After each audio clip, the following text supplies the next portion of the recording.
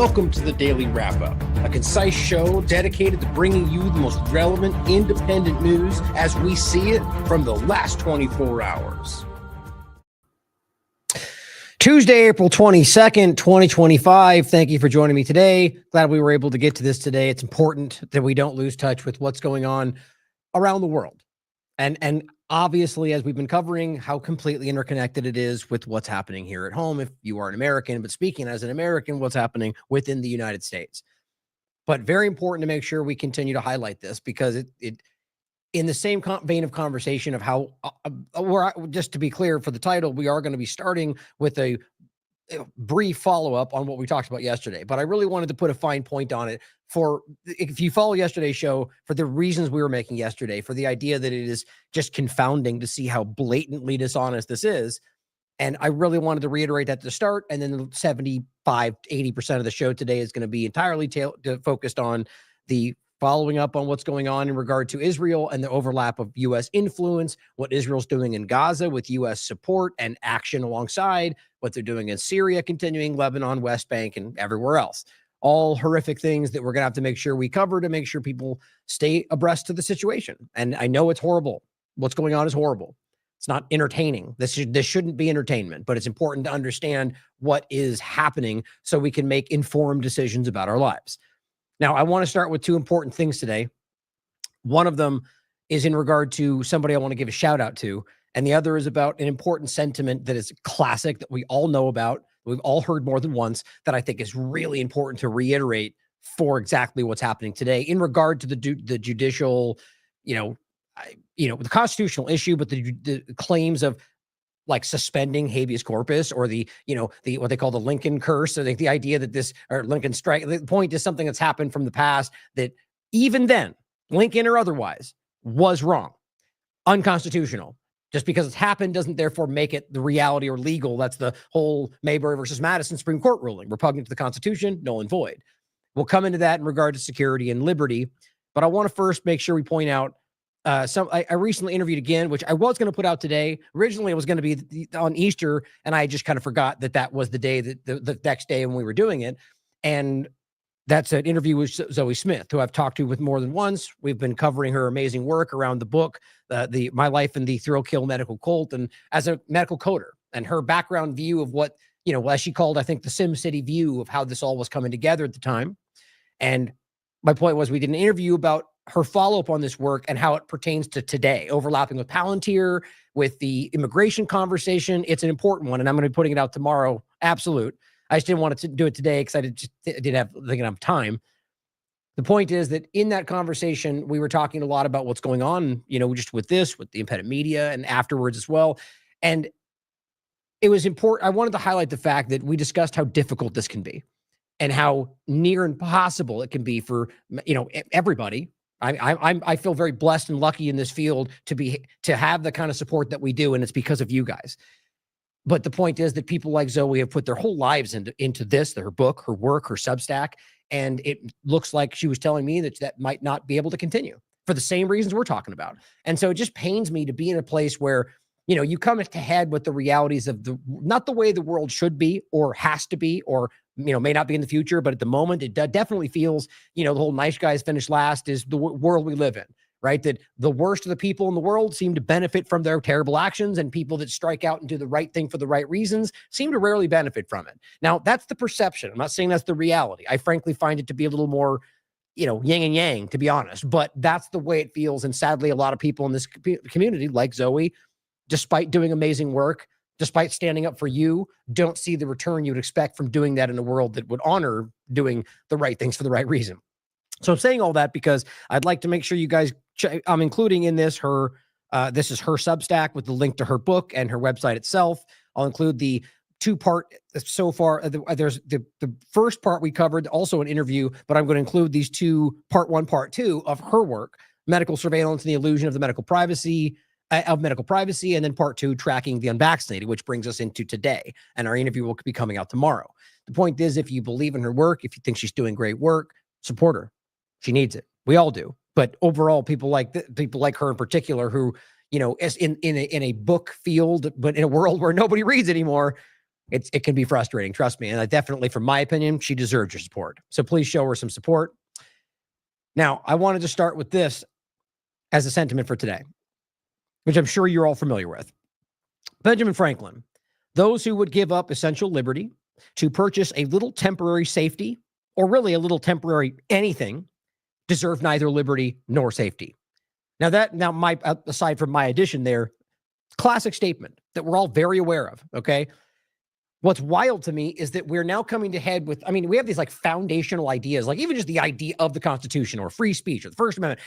And we're coming to head with a moment where people are just, for the most basic, simplistic concepts, just rationalizing, well, right now it's okay to ignore that. The same people that 10 seconds ago would have been screaming down your throat about how it's an absolute versus, shall not be infringed for, whatever that, means to them. It's not selective. We don't pretend that one amendment versus the other, or, it is an inherent God-given reality, at least as it was written down to begin with. And I believe that. I believe these are human rights, not, and that's the reality of the Constitution. And that's why we're now having to force down the conversation or push back the ridiculous, uninformed, uneducated, or dishonest arguments of people telling you that immigrants don't have constitutional rights. Yes, they do. Simple, period. Easy to look up and verify. Ask Grok if it makes it even easier for you. The sad reality is that first part of it is how it's been sort of undermined to where it's okay to ignore their rights because, well, maybe they don't have them, but they do. Or maybe I don't like what they look like, or whatever I've been told to think. Or maybe they're actually just criminals. It doesn't change the reality of the principle. So now we're at a time, though, where it's coming to a much more, I think, manufactured, like where this was meant to go. Other than the Palantir overlap, make sure you check out yesterday's show, because the Palantir, as I think I called the Great Palantir Reset, is very obvious. And what they're doing is basically consolidating into the total information awareness example right underneath our noses, if not right on the surface. I'll include that show if you want to check it out. It's the first one of the earlier parts of the show. But on top of that, we come to a place to now where they're utilizing the conversation to suppress speech, which is obviously unconstitutional.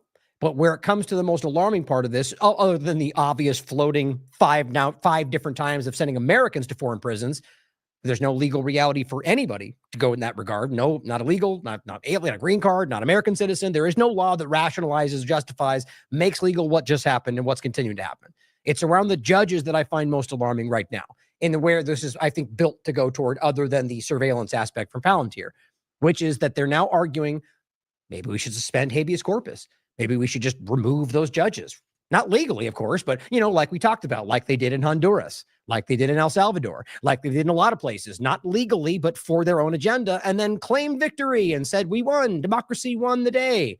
Sort of like we're now rationalizing right in front of us. So it shouldn't have to be reiterated what this means. If you would give up essential liberty, for example, the idea that people have inherent constitutional rights, or that illegal immigrants do, or that, any number of overlaps, or that you think someone who says the wrong pronoun should be censored, or you think somebody who says something that is you perceive to be against Jewish people. It doesn't change the reality that in principle, it's all the same thing. And you're choosing to ignore what is essential liberty to purchase a little temporary safety, or today, honestly, a little bit of,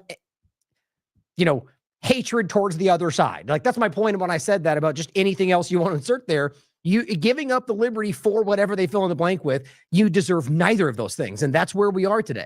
And people are watching this happen. I still have to believe that it's not the majority.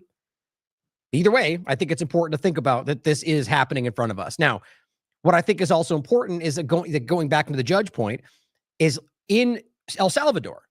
Right? The country that U.S. government is currently working with on this, let's not forget, that's exactly what they did in this country, right? Bukele altered the judicial situation, removed judges, put them in place in order to change the reality of the legal system so he could run where he otherwise wouldn't have been able to. Then once put into position, and that whole election, by the way, was riddled with irregularities, cyber attacks, voting problems. Now, maybe it's all a bunch of hype from the other side, or however they want to frame it. The point is, in any other circumstance, that would have been enough to have some more insight. Of course, the U.S. government didn't seem to care. I'm always telling when that happens. And then, of course, once he took power, what did he do? He suspended civil liberties, which is still the reality. That's like Trump saying Constitution's on hold until we figure this out. That's insane. And then is now telling you it's a one-party state, telling you that he, the concentration camp dynamic, scooping up any dissident he does not agree with without any process. That's exactly what we're building toward. And that should terrify Americans, because that is not what we pretend we are. Now, if you believe in those things, then just come out and say that. But that's not what you pretend is happening right now. Now, on top of that, the removing judges part. He did that in this country. Now you're seeing the same sentiment bubble up in this country under the same conversation, or as Israel will tell you, because of the deep state, which he's just pointing to as enemies. The reality is, I think they're all part of the same kind of unelected oligarchy dynamic, and all they're using is your narrative to point back at their adversaries so you do their work for them. Again, all of that aside, whether you agree with any of that or not, the idea of rationalizing the suspending of habeas corpus, the removal of judges from their positions because they disagree with you, whether they're radically motivated or not, which I think pretty much all of them tend to be these days, or at least whether they realize it or not, are driven by their politics, it does not change the legal reality. As somebody pointed out yesterday, hey guys, in case you need to be told this, if it violates the Constitution, you can't do it. Like real basic stuff. And they would say this in any other context until it becomes rationalized by their agenda and their desires to dunk on the other side or whatever else we're seeing. Now, here's what you're getting from the current conversation. Elon Musk. Infiltration of the judiciary throughout the West is the greatest con of the left. Right. Okay. So you mean you can make plenty of examples of the left judges being in positions of power, just like the right. But let's be clear. The Donald Trump's administration, or let's just say the Republican Party more accurately, clearly packed those judges like they all try to do. There's currently 6 in the Supreme Court. So it's pretty insulting to your intelligence to pretend like anytime a ruling goes against what they like, then it's because the radical left judges took over the whole system, except if it went your way, you would be saying this is how it's supposed to work. Or the people that you put in place that you all fought for are now suddenly the enemy. So you have to realize, just like everything else, if everything you disagree with is anti-Semitism, like in the Israel conversation, maybe none of it is, or maybe they're lying to you about it. In this case, when anybody who goes against the current agenda is now suddenly the enemy, maybe ask yourself whether this is not about the team sports politics, even that you're playing. So Trump posted, how can Biden let millions of criminals into our country totally unchecked and unvetted with no legal authority to do so? Yeah, that's a fair question. And so similar things happened under his administration, but that's not the point to make here. Let's just say Biden did exactly what they're claiming. Yeah, arrest him. I agree. And it says, in order to make up for the assault to our nation, I'm expected to go through a lengthy legal process. Yeah, it's called the constitutional reality. It's called constitutional law. It's called the legal system. But see, you're trying to rationalize it because Biden did the bad thing, so we have to do the bad thing because bad guy Democrats. That's not how this works. If you want to make sure this is the reality, then put them in prison.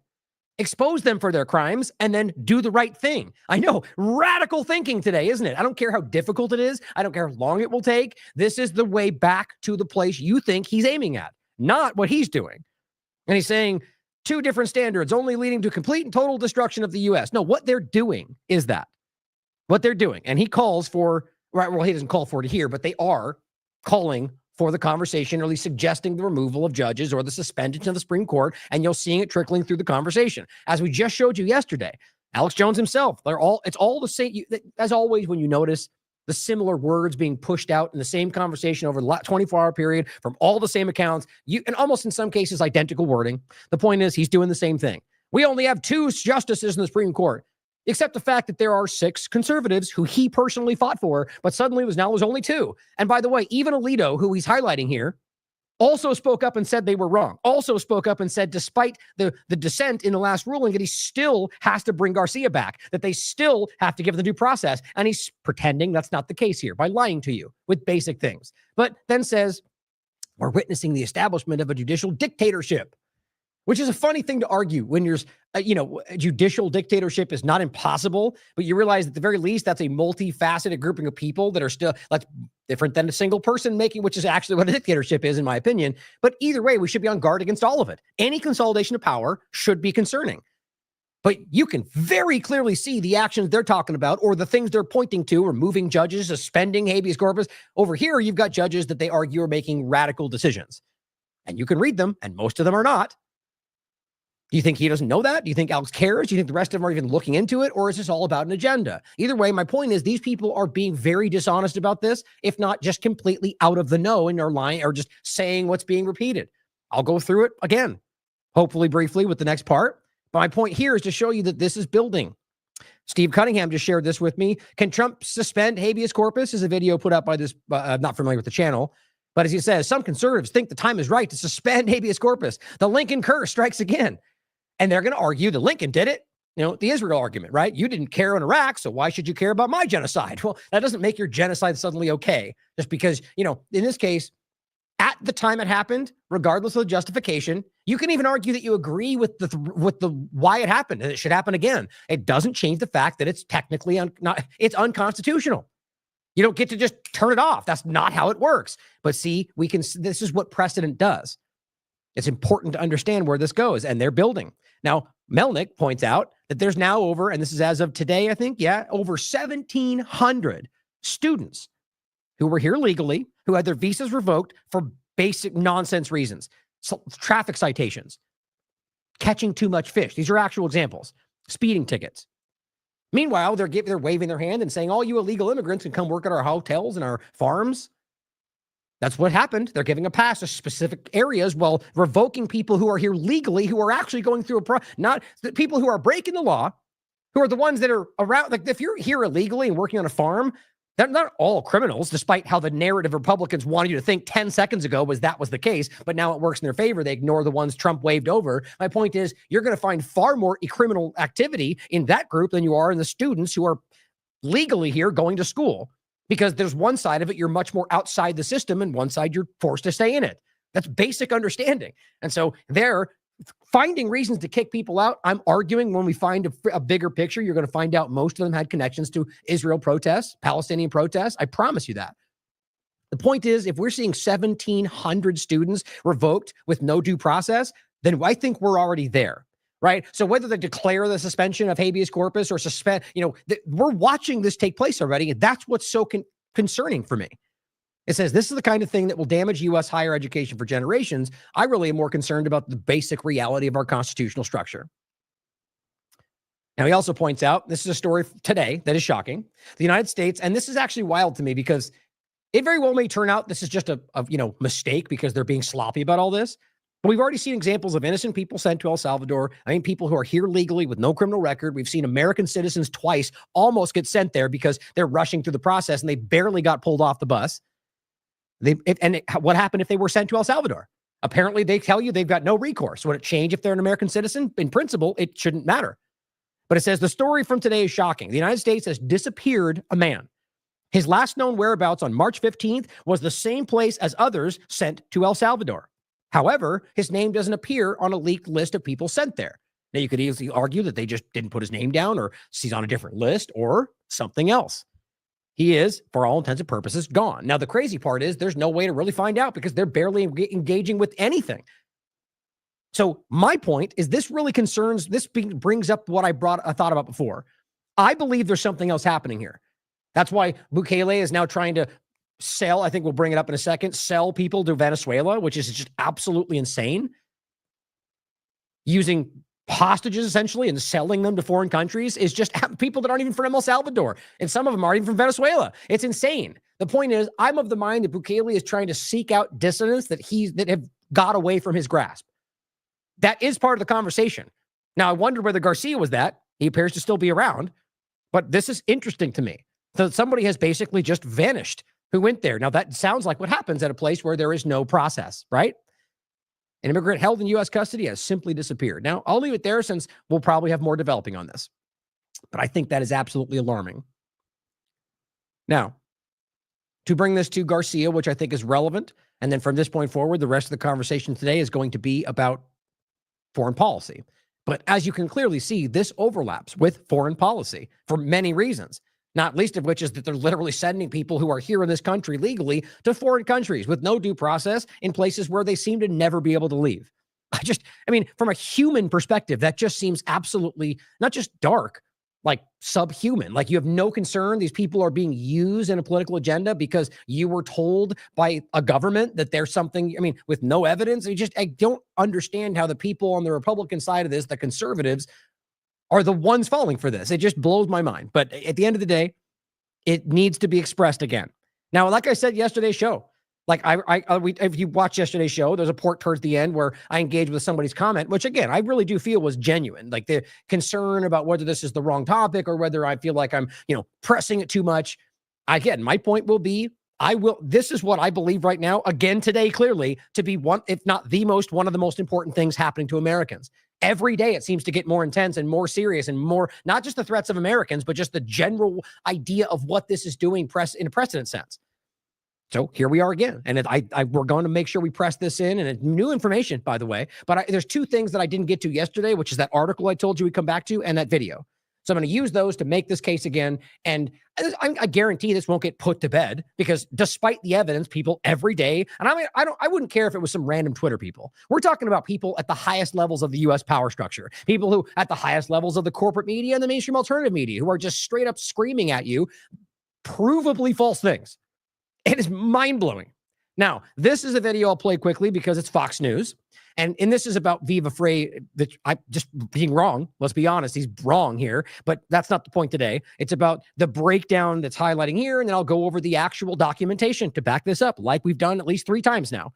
Remember, the claims are that this guy is an MS-13 leader.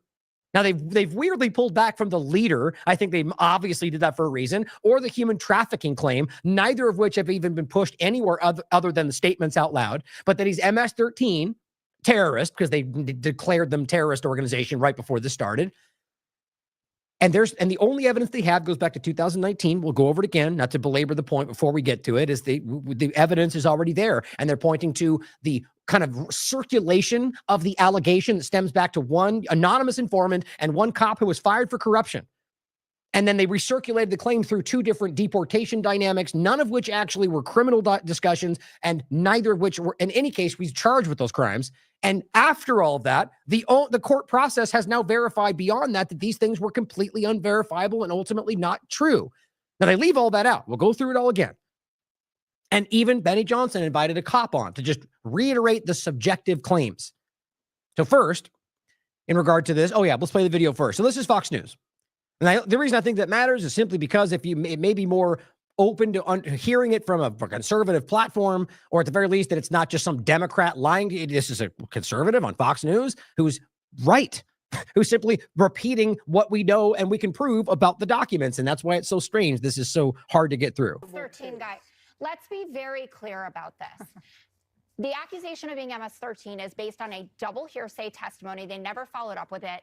And a detective who weeks later was indicted for sharing confidential information. His legal status, Abrego Garcia's, was approved by the Trump administration in 2019. And every year since then, he has checked in with the Department of Homeland Security. Now, don't forget, that has to mean that then everything they're citing today, everything comes from that 2019 engagement and the processes that followed. So there wasn't some new follow-up. So the reality is the Trump administration under Donald Trump, the last one, already looked at the information and decided that he was not a problem at that time and let him stay in the country. In fact, gave him, I think I was saying it's withholding of removal is the accurate term. Basically, just meaning you can't send him back to El Salvador because of political persecution. Now, interestingly, in this article, the argument is being made, like they're being publicly everywhere else, that it's about the gang activity in much more detail. But from my reporting and what I've seen, the argument was made that it was political persecution from the government, which to me makes much more sense. I don't understand why any government would say, we can't send you back to another country because of your gang activity. Like, are we really going to pretend the Trump administration made the mindset that we want to protect you from gangs? I just don't understand that. But hey, you guys can decide for yourself, as always. Everyone's capable. The information is always swirling around. There's so much. That's why we provide the source material for you to verify for yourself. The point is that clearly he already decided, or their administration decided, that he was not a threat and he was able to stay in this country. And then, as she said, he checked in every single year. So ask yourself why suddenly, when it's politically necessary or advantageous for the current administration that was already the one that allowed him to stay, they just decided to reiterate the process. It's a good question. And nobody has said anything about him being a gangbanger. Until he was... No, not until anything. He became a prop. To this day. It's not about being a prop. There will be other senators that are looking into these, because it is reported that over 75% of the people that were on that plane have not been convicted of anything. Yep. And that's been backed up. The information, there's been investigations by the New York Times, and I think one other outlet that went, that has information about these people, at least the names they could get, and the reality that they showed. And again, even that could be not even the full list, but that 75% of them had no criminal record. Now, many of those were here legally before they got removed, or because they pulled their visa without telling them, or they yanked it because of a traffic ticket from 10 years ago. Like, that's what's happening. So that has to be understood in this whole picture. So this is the breakdown. And this is just because this is accurate. It's not because he posted it. We already talked about this. He's saying these are bond hearing documents. We have a phrase pointing to these saying, these are what prove that. That's it. Not a conviction. So even if they did claim that they argued in those documents that they knew he was MS-13, there is not a convicted reality around that case. And I'm not, look, my point has never been that I don't think he's MS-13. I don't know. The evidence clearly does not support that at the moment. It's subjective, whether it's the tattoos on his fingers or whatever else you're talking about. That's not provable evidence. That is a data point that could mean he's part of the gang. And as always, the only point I'm making in all this, do you know how we could find out? By giving him his due process rights that he is afforded through the Constitution, or that we all are through the Constitution, or rather that the Constitution outlines. That's it. And so we don't know that for sure. People like Viva Frey, who's even a lawyer, are making the case that we already know. We don't know that. We don't know it. And the documents he points to even make that case if you look at the full picture. But not a conviction, not a ruling on a gang affiliation, just a judge deciding if someone should be held in ICE custody while removal proceedings are ongoing. And they pointed to what the anonymous source said and the cop who was fired for corruption. And it's all right here. We'll go through it in a second. And so what they did is the judge decided that that was enough to make that case for the ongoing proceedings, not a charge, but just for, and that was what they're pointing to. That's the deportation proceedings. And there's two different documents we'll go over. I'll show them to you in a second. It's the I-213, and then there's another one. I'll come back to it. It's a GI something else, but it says what it's not a criminal trial, not a legal determination of his membership for anything, not a removal order, not a green light to deport without due process. It says the line you keep circling around, evidence shows he's a verified MS-13, comes from a DHS form I-213. That's an uncorroborated summary written by an agent, which the respondent disputed. Courts treat it as trustworthy. That's the word they actually use. That's why it's in quotes. Only for detention purposes, not proof of guilt. Because guess what? In any court of law, it wouldn't be proof of guilt. Somebody saying, I know this is what I know you are, is not typically enough to put someone in prison. You need something else to back that claim up, because people can lie. But, and that guy that got fired because of corruption. But it says, and guess what? Even if he was MS-13, he still has constitutional rights. That's my entire point in all of this. Is if it's that simple to prove, then why wouldn't you just present the evidence instead of keep circling around and saying, like, the documents we can point to? I have it all. We've already shown it to you, and I'll go through it yet again. Why don't they do that? It's a simple answer. Because the evidence shows they're lying to you.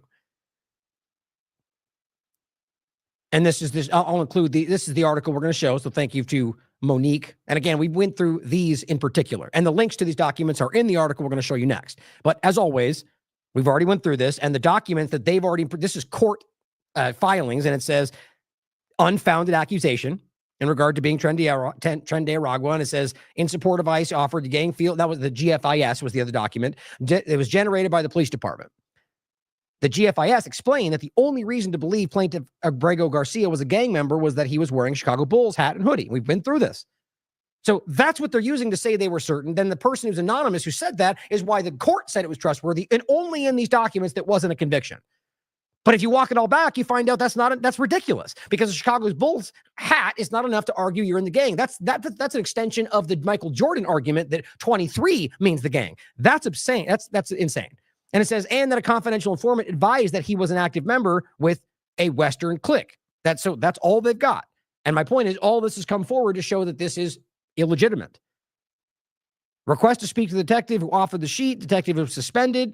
We know that now, as well as, that was the other one about the oversight and sending him here. Now, these are just the quick screenshots. We've gone over these documents on the show, but let's just go to the article itself, which includes all the document links. We've gone through it already at least twice. The allegation, it's called Abrego Garcia and MS-13, what do we know? The allegation seems to stem from double hearsay in a document authored by a later suspended police detective. Now, that's the simplest way to write that. It is true. Easily proven. Now, ask yourself why all of these conservative entities out there, whether lawyers or not, don't know that or don't care. In multiple filings, right here, you can link the link to the direct documents. The government has conceded that it wrongfully removed Abrego Garcia from the United States to a notorious prison for terrorists in El Salvador on March 15th. On April 7th, accordingly, the Supreme Court ordered with no recorded dissents, 9-0, 6 conservative judges, that the government facilitate his return. But rather than try to right its wrong, the Trump administration has for weeks been resisting bringing him back and downplaying the gravity of its error. Both strategies have hinged on the administration's dubious insistence, another link, that Abrego Garcia is a, quote, verified and ranking member, different from leader at this point, of a violent Salvadorian gang, MS-13. It has also argued that he is a terrorist. Now, that only because they've declared that group a terrorist. So it's just, that's how mission creep works. And in that 2 months ago, Rubio, as they say, just designated them a terrorist group. And they needed to do that to try to make the argument for why Alien Enemies Act applied, even though that requires a state actor and a formal invasion, not just a scattering of people that you argue are part of the gang that just happen to be in the United States. I have no evidence of some kind of a formal, organized invasion of this country. They're violating, they're fudging the lines everywhere, but guess what, guys? Your government's been doing this your entire life. Now, it says sent to CCOT without due process. That's obviously important, regardless of what you think he is, even if he is, of whatever you think.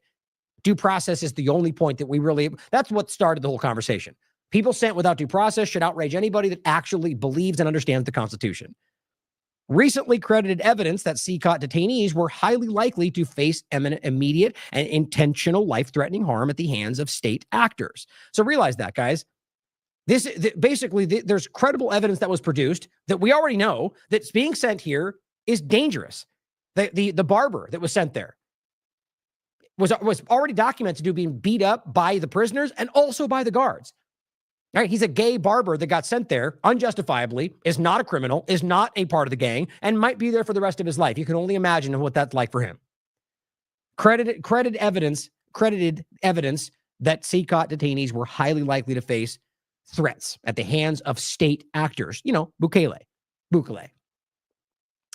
Now, Jones' 2019 ruling, this is the one we're pointing to in general, barring Abrego Garcia's removal to El Salvador due to a credible fear of persecution, was reached after 2 days of hearings during which Jones took testimony from Garcia and Jennifer.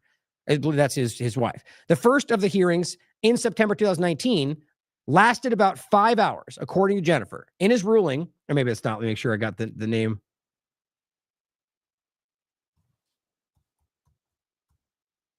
Yeah, it is Jennifer, just making sure.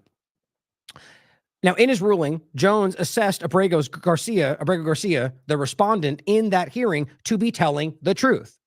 So right there in the very beginning of this, the judge ruled that he was telling the truth about the whole dynamic. And this gets much more detailed, more so in specifics about 2019 that I've gone over. Now, it says he provided substantial documentation buttressing his claims, Abrego Garcia. Included in this evidence were several affidavits from family members. The court finds the respondent credible, is what their claim was. That was in 2019. Now, on March 28, 2019, during the first Trump administration, Abrego Garcia drove one of Jennifer's children to the babysitter, and at this point, I don't think they were married yet, to the second children to the babysitter and the second to school before dropping off Jennifer at work. She was then 5 months pregnant. Garcia then drove to a Home Depot parking lot in Maryland to look for construction work, as he had several times before. All this is easily identifiable. Now, this entire time, he could be a secret gang member that we can't prove. That's always possible. But the evidence is what matters. What you can prove matters. When Abrego Garcia failed to appear to pick up Jennifer after work, she texted him. There was no response, though the text was eventually marked as read on her phone. We know what that is. They're looking at his phone. At 9 p.m. later that night, Jennifer learned from a friend that he'd been arrested. Now, according to his recent complaint, here's what happened to Abrego Garcia on March 28, 2019. At Home Depot, he joined 3 other young men looking for jobs.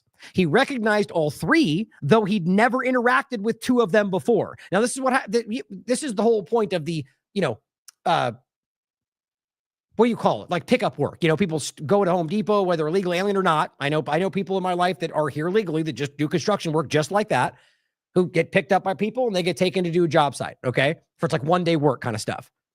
So if you're there frequently, you're going to recognize people that are doing that. Now, the obvious point to make is, let's just say those 3 were actually gang members, which is what they seem to argue. How is he then just guilty by simply being there? That's why in due process and proving these claims would matter. He recognized all three, but only interacted with two of them before this. At 2:27 p.m., a Hyattsville city police officer approached them. Later, officers from the Prince George's County Police Department arrived and handcuffed all four of them.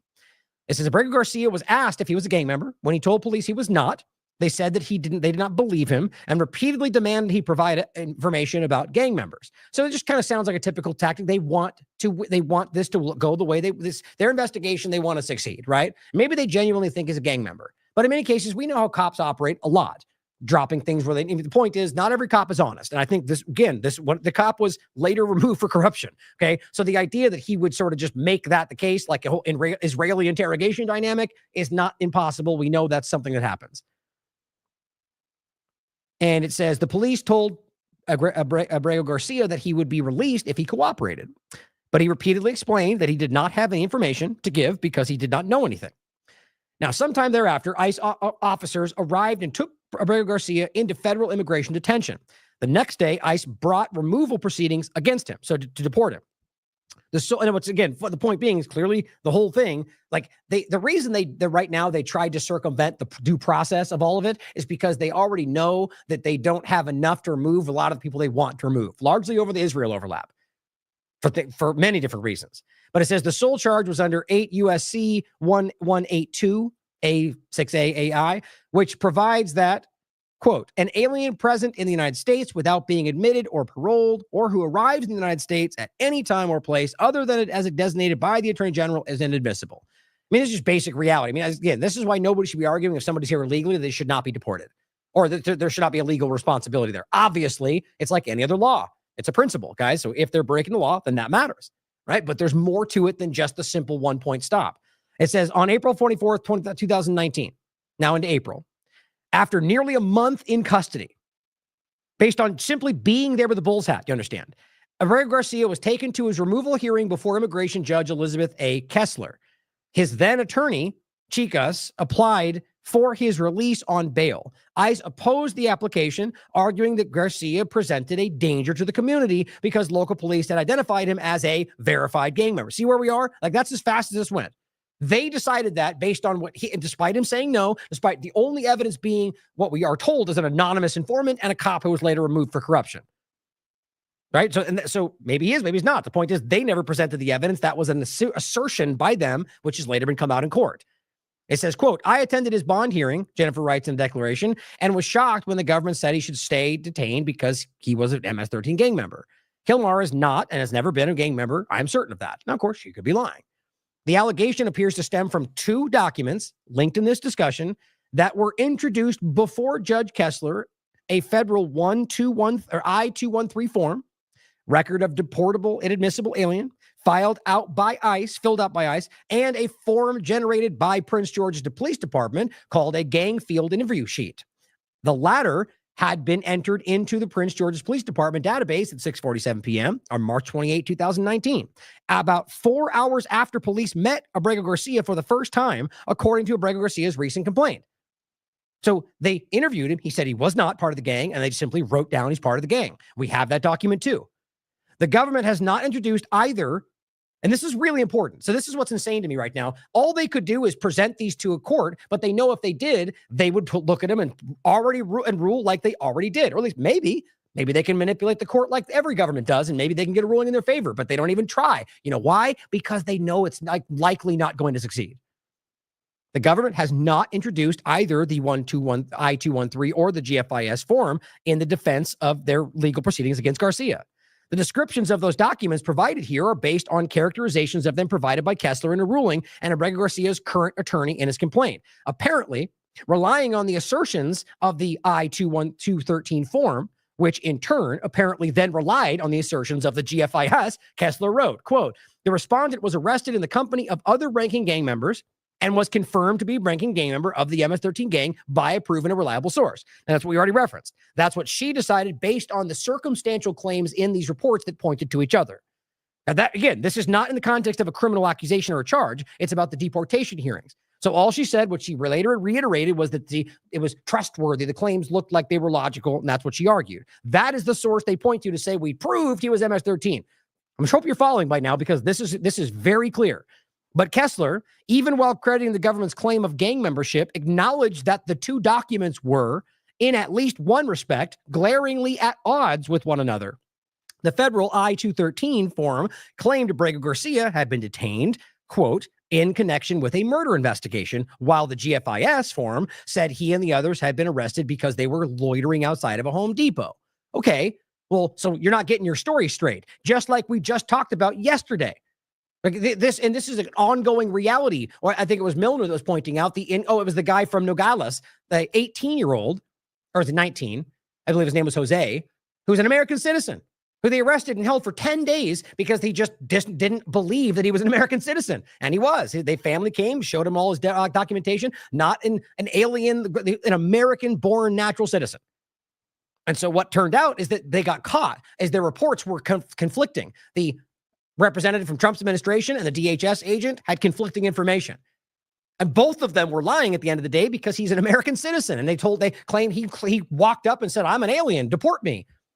We have to recognize, and this is what this is here for. This goes back to 2019 from The Intercept. Bad information. Border Patrol arrest reports are full of lies that can sabotage asylum claims. They know what they're doing, guys. Now, why? That's hard to understand because it seems absolutely disgusting to me. Like, doesn't mean they wouldn't do it, but like, is it for a foreign country? Is it like, I don't see why they don't recognize how that undermines this country. So that's what I tend to think. But it says, going on, the federal, so it goes, the Kessler found that both documents were admissible in immigration court, notwithstanding the objection of Garcia's then attorney, who protested that he'd not been permitted to cross-examine the detective whose accusations seemed to be to underlie both of them. That seems strange, right? So the lawyer never got a chance to actually cross-examine the police officer, who again was later removed for corruption. Kessler then went on to find that Garcia had failed to meet his burden of showing that his release, quote, would not pose a danger to others. This was so, she wrote, because she found ICE's accusation about his gang membership trustworthy. Same point. We're still on the same point where she's looking at the documents and saying that seems like it makes sense. Trustworthy is what she said. So that's an important word. That's not proof. That means that you're leaning on what they said to make the case just around this deportation discussion. Now it says, although the court is reluctant to give evidentiary weight to the respondent's clothing, that's Garcia, as an indication of gang affiliation, because that's all it rests on, and being there along other people they claim are gang members, the fact that a, quote, past proven and reliable source of information verified his gang membership, that's the cop, that's the anonymous source, rank and gang name is sufficient to support the respondents as is a gang member. So that all she's asserting is that the fact that cop said so and points to someone we can't verify is enough for this proceeding. But makes it clear that it's obviously there's some holes here with the clothing and everything else. Now realize nobody ever pointed in this conversation, as far as I can tell, to the tattoos or anything. It was all about that association. But it says Kessler did not explain in a ruling what she meant about his clothing. I think we know, though. It's about the bull's hat and the subjective nature of that. But Abrego Garcia's recent complaint by attorney Sandoval Moschenberg fills in that eyebrow-raising detail, as well as several others. It says the GFIS explained that the only reason to believe plaintiff Abrego Garcia was a gang member was that he was wearing a Chicago Bulls hat and a hoodie, and that a confidential informant advised that he was an active member of MS-13 with the Western Clique. According to the Department of Justice and the Suffolk County District Attorney's Office, the Western's Clique operates in Brentwood, Long Island in New York, a state that Abrego Garcia has never lived in. So the uncross-examined detective's accusations came from an unidentified informant who was also, perforce, uncross-examined, a second layer of hearsay. Now, again, all of this rests on this one cop. I wonder whether this guy even exists. That I've got an informant feels very mainstream alternative media today. Like my secret sources, like it's just kind of the same. That's what dishonest people do. His lawyer later tried to obtain more information about the allegations ICE had made at the bail hearing, according to the complaint. He discovered that Prince George's Police Department had no incident report at all for the arrest, and that the Hyattsville City Police Department's report mentioned only the other three men, not Garcia. Then the complaint adds yet another disturbing detail. Quote, his attorney also contacted the Prince George Police Department Inspector General requesting to speak to the detective who authored the GFIS sheet, but of course was informed that the detective had been suspended for corruption. A request to speak to another officer in the gang unit was declined. Think about how wild this all is and how clear that is what they're pointing to, guys. And that's what you look at these arguments. They're simply pointing to documents that have to do with those two things we're discussing, all rooted on the cop that was removed and an anonymous source. That's it. And the fact that he was there with a bull's hat. In the recent Maryland federal court litigation, the government has not contested through introduction of evidence any of the specific accusations of Garcia's complaint. It has only, in conclusory fashion, where I just lost my place, in conclusory fashion, continued to cling to Judge Kessler's finding, which, by the way, again, was not a ruling, was not a legal standing, that he was a member of MS-13. So you realize Stephen Miller, Pan Bondi, Rubio, Trump, all of them, and everyone else making this claim, who we know he is a gang member, in and of itself is completely up in the air based on this one thing, and they know that, and they're acting like it's definitive. In no court of law would this be definitive. But on top of that, they've made claims to leadership, to human trafficking, any number of things that they've never even tried to prove. How is that not just more evidence to what's going on? They're trying to deceive you. It is absolutely insane to me. As I said, unprecedented. I've never seen this kind of as I said before, usually there's nuance. It's a little bit of a massaging of the truth. This is just straight up lying. The opposite, like the exact opposite. It's wild to me. And apparently that's where we are today. Now it says Kessler's bond decision was later upheld on administrative appeal in perfunctory 2-page opinion. Now it says, having been refused bail by Kessler, Garcia remained incarcerated at the Howard Detention Center. And it says in June 2019, Jennifer and he got married while he was in custody.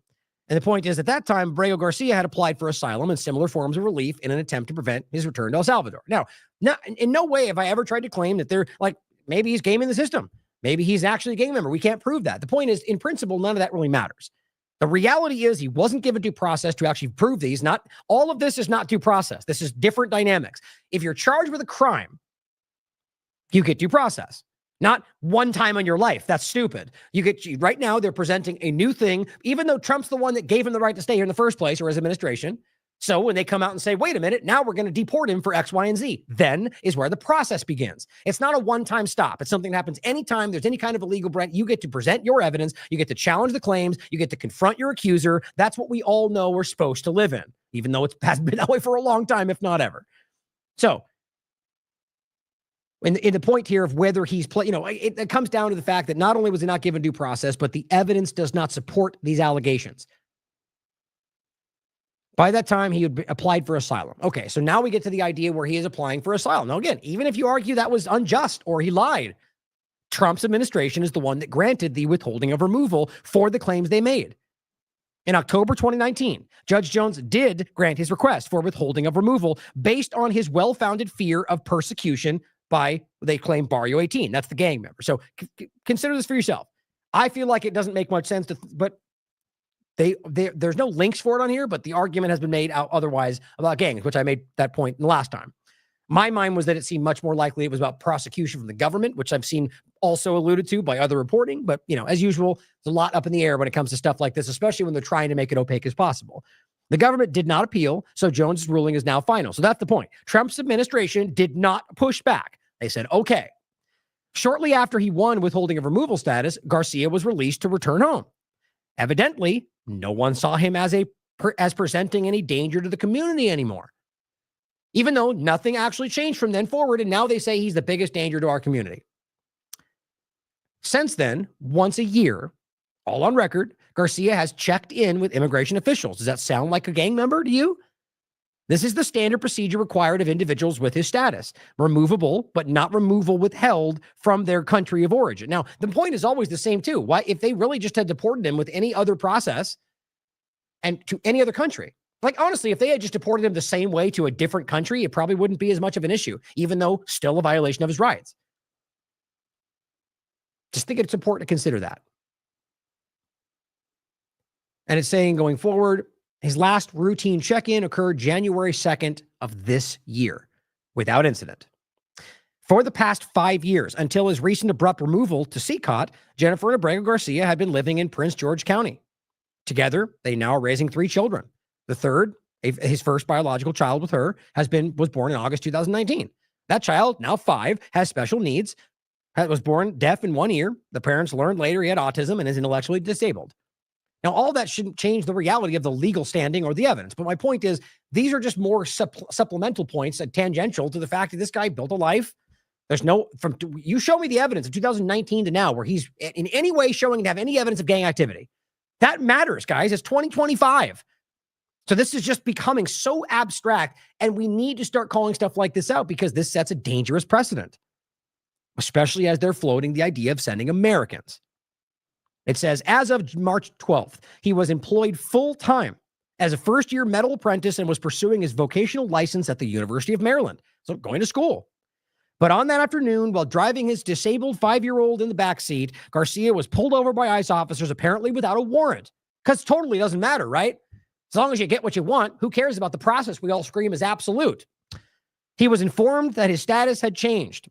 ICE officers called Jennifer to tell her to pick up the child, informing her that if they didn't, they'd turn him over to welfare authorities. Disgusting. And took her husband away. ICE has subsequently acknowledged that Garcia was flown to CCOT due to administrative error, despite now, I guess, just denying that, despite them saying that. On April 7th, the U.S. Supreme Court issued a per curam order with no recorded dissents, requiring the government to facilitate his return and share what it can concerning the steps it's taken. So far, Trump's administration has defied the court's second command and presented no evidence of compliance with the first. Now, they keep pretending like even though they lie about the first 9-0 ruling, now they pretend the 7-2 somehow is in their favor. It's also not, as Jones was just lying about. Alito made it clear. The dissent was around different dynamics. The reality is, regardless of this, it's still 7-2 either way. The point is that they still have to abide by the first ruling, which is that he has to return, that they have to facilitate it, and that everyone in any context gets due process. Now, I feel like this is monumentally important. This is very clear. The documents are there. This is probably the 4th time we've gone over this case. And yet people still lie about it. Now here, after you understand all of that, is what Benny Johnson had on his show yesterday. Now, I mean, I shouldn't even need to stop it. Hopefully everything we just went through gave you all the tools to be able to recognize how weird this interview is and how right out of the gate, the conversation is 1,000% we know, yet he starts off by going, well, we don't know, but he sure looks like it. I swear to God. Everything we just went over will be checked and challenged in this. I want to thank you for being on the program. There's been a lot of conversation about Kilmar. Now you'll notice that he really wants to stress that because I guess having the word kill in your name is enough to make you a bad person. That's literally what they're doing that for. Drinking margaritas with your senator. Oh yeah, don't forget. That was the lie that Bukele was already caught for, where they came out and put these on the table in order to get a quick shot to make it look like they were having fun, while you're literally talking about a guy who was illegally deported who's currently living in a concentration camp. But yeah, let's downplay that because, look, it's a lovely location in El Salvador. These are not real people, guys. I don't think Benny Johnson's a stupid person. Clearly, in a lot of ways, I don't know whether he chooses to be wrong or not. The point is, that people are clearly aligning themselves with an agenda and just don't care because, dumb Democrats. So we're all on the same side, even if we're lying. That was a provable reality. He tweeted that out. It got immediately broken down by different reports that they watched him basically walk these out, not because they asked, but because they wanted a picture of margaritas on the table. And then immediately did a whole post about it, even put a little margarita in the tweet that Bukele put out. So I just want to point that out. So the buzz talking points right out of the gate meant to set this in your mind already. Oh, they got margaritas and Kilmar is a bad guy. It's just sad. It's juvenile that this is where the so-called mainstream alternative media is. A lot of conversation about Kilmar drinking margaritas with your senator down in El Salvador. Your senator says that he's just a great guy, but wouldn't answer whether he's an MS-13 gang member this past weekend when he... Okay, so when asked the senator, who's also a member of the government that I think is absolutely not there for the right reasons, regardless of what you think, and because he won't answer that question, therefore that's more evidence of, how many subjective, unverifiable things can we add to the pile before it now is proven? Apparently none or one is enough for these people. That's so dumb to me. The evidence is already clear. Now, that doesn't prove definitively that he's not. It certainly could have secret evidence proving he is somewhere. They haven't presented it. It's not what they're pointing to. But because the senator denied to say he's not, therefore we now know. I mean, as I usually say, deserves ridicule. Was doing interviews on this subject matter. Could you please present for us the evidence that this man is an MS-13 gang member? Remember the question. Can you please present for us the evidence that proves he's a gang member? Keep that in mind. Well, I've read the reports, and absolutely, this is, and thanks for having me on. This is such a horrific story from the sense that this is the jurisdiction, if your listeners and the viewers aren't aware, this is where Rachel Morin's horrific murder and rape took place. Oh, okay. So you read the reports. So apparently his knowledge rests on the same reports we're highlighting, which that means he should already know that that's not the reality, but immediately goes into a completely unrelated story about another illegal immigrant or rather an illegal immigrant, because in this case, he's not here illegally based on the fact that the 2019 ruling under the Trump administration allowed him to stay here, that an illegal immigrant that killed somebody, which is horrific and obviously disgusting, and that person should be held accountable for it. But the idea that they just insert that into the story is meant to make you think, oh, he's an immigrant, therefore he's also a murderer. It is the lowest common denominator, guys. They are trying to make you hate people for reasons they're not even connected to, because all immigrants are the same is the underlying point here, or at least all capable of murdering random American women. Because you claim something? I mean, God, it really does make my skin crawl, guys. And it's not a left or right thing. There's just as many disgusting points by the left in the same exact ways against people with red hats or anybody else they disagree with. You're all doing the same thing.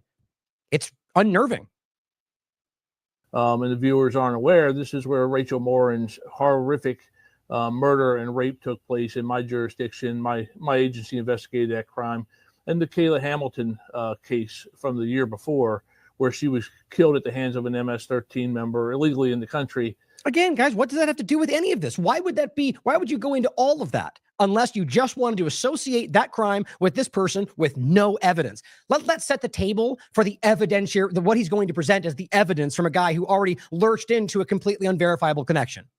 And these are the types of individuals that our state senator does not reach out to those families. Okay, right. So again, another government person who, by the way, let's not forget, is just as criminal and corrupt as all the rest in the government. So the counterbalance of the bad guy Democrat said one thing, therefore we're on the right side, is always an illusion, in my opinion. But the idea being that our state senator does not reach out to those families. That this senator of the government does not reach out to her family, therefore he's got evil motives.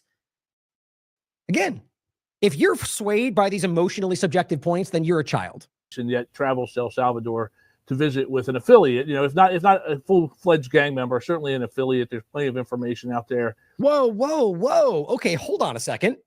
Did we just jump past okay, hold on. Let's go back really quickly. So to look at Benny Johnson's post, it says is 1,000%. That's what he said, and that's citing what he tells you this guy is saying. Let's listen to that again. To demonstrate. To visit with at our state senate that travels to El Salvador to visit with an affiliate. If not a full-fledged gang member, certainly an affiliate. There's plenty of information out there. Oh, is there? Can you show it to us?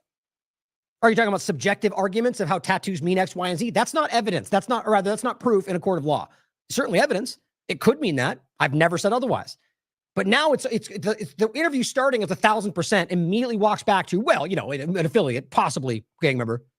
What does that even mean? An affiliate? Is he part of the gang or not?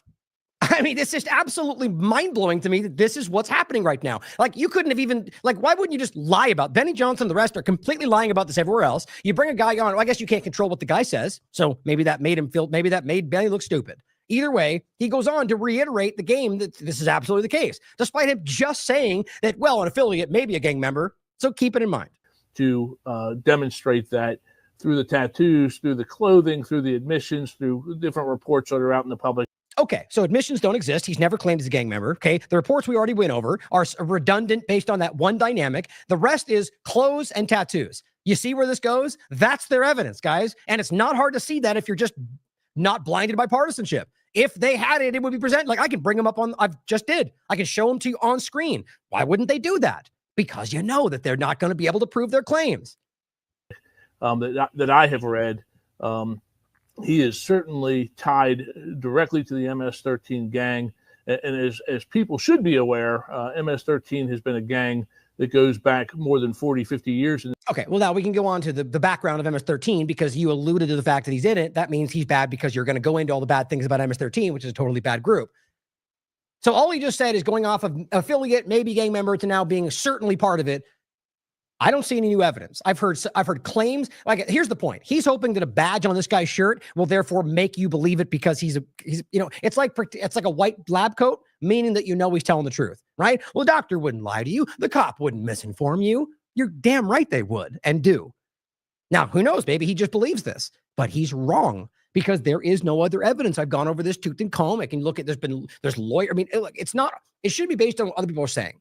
Look at the source material for yourself. It's very obvious. This country known for their propensity for severe violence, drug dealing, murders, and they rule with a iron fist. MS-13. Yeah, let's ignore for the moment the conversation the CIA intelligence overlaps with these groups and the cartel. Same with Israel and what they're doing, because that's not part of today's conversation. But of course, it's there, and we've talked about it before. Being a criminal illegal gang is about as common knowledge as gravity keeps us planted to the earth. So his point is that if you're in a gang, then you're a criminal. Okay, I've yet to see you prove that he's in this gang. Said here in a recent headline that this individual is 1,000% an MS-13 gang member, followed up by President Trump that afternoon holding up this image of Kilmar. There we go. Now we're back to subjective. We see how we cycle around. I thought this was going to prove something.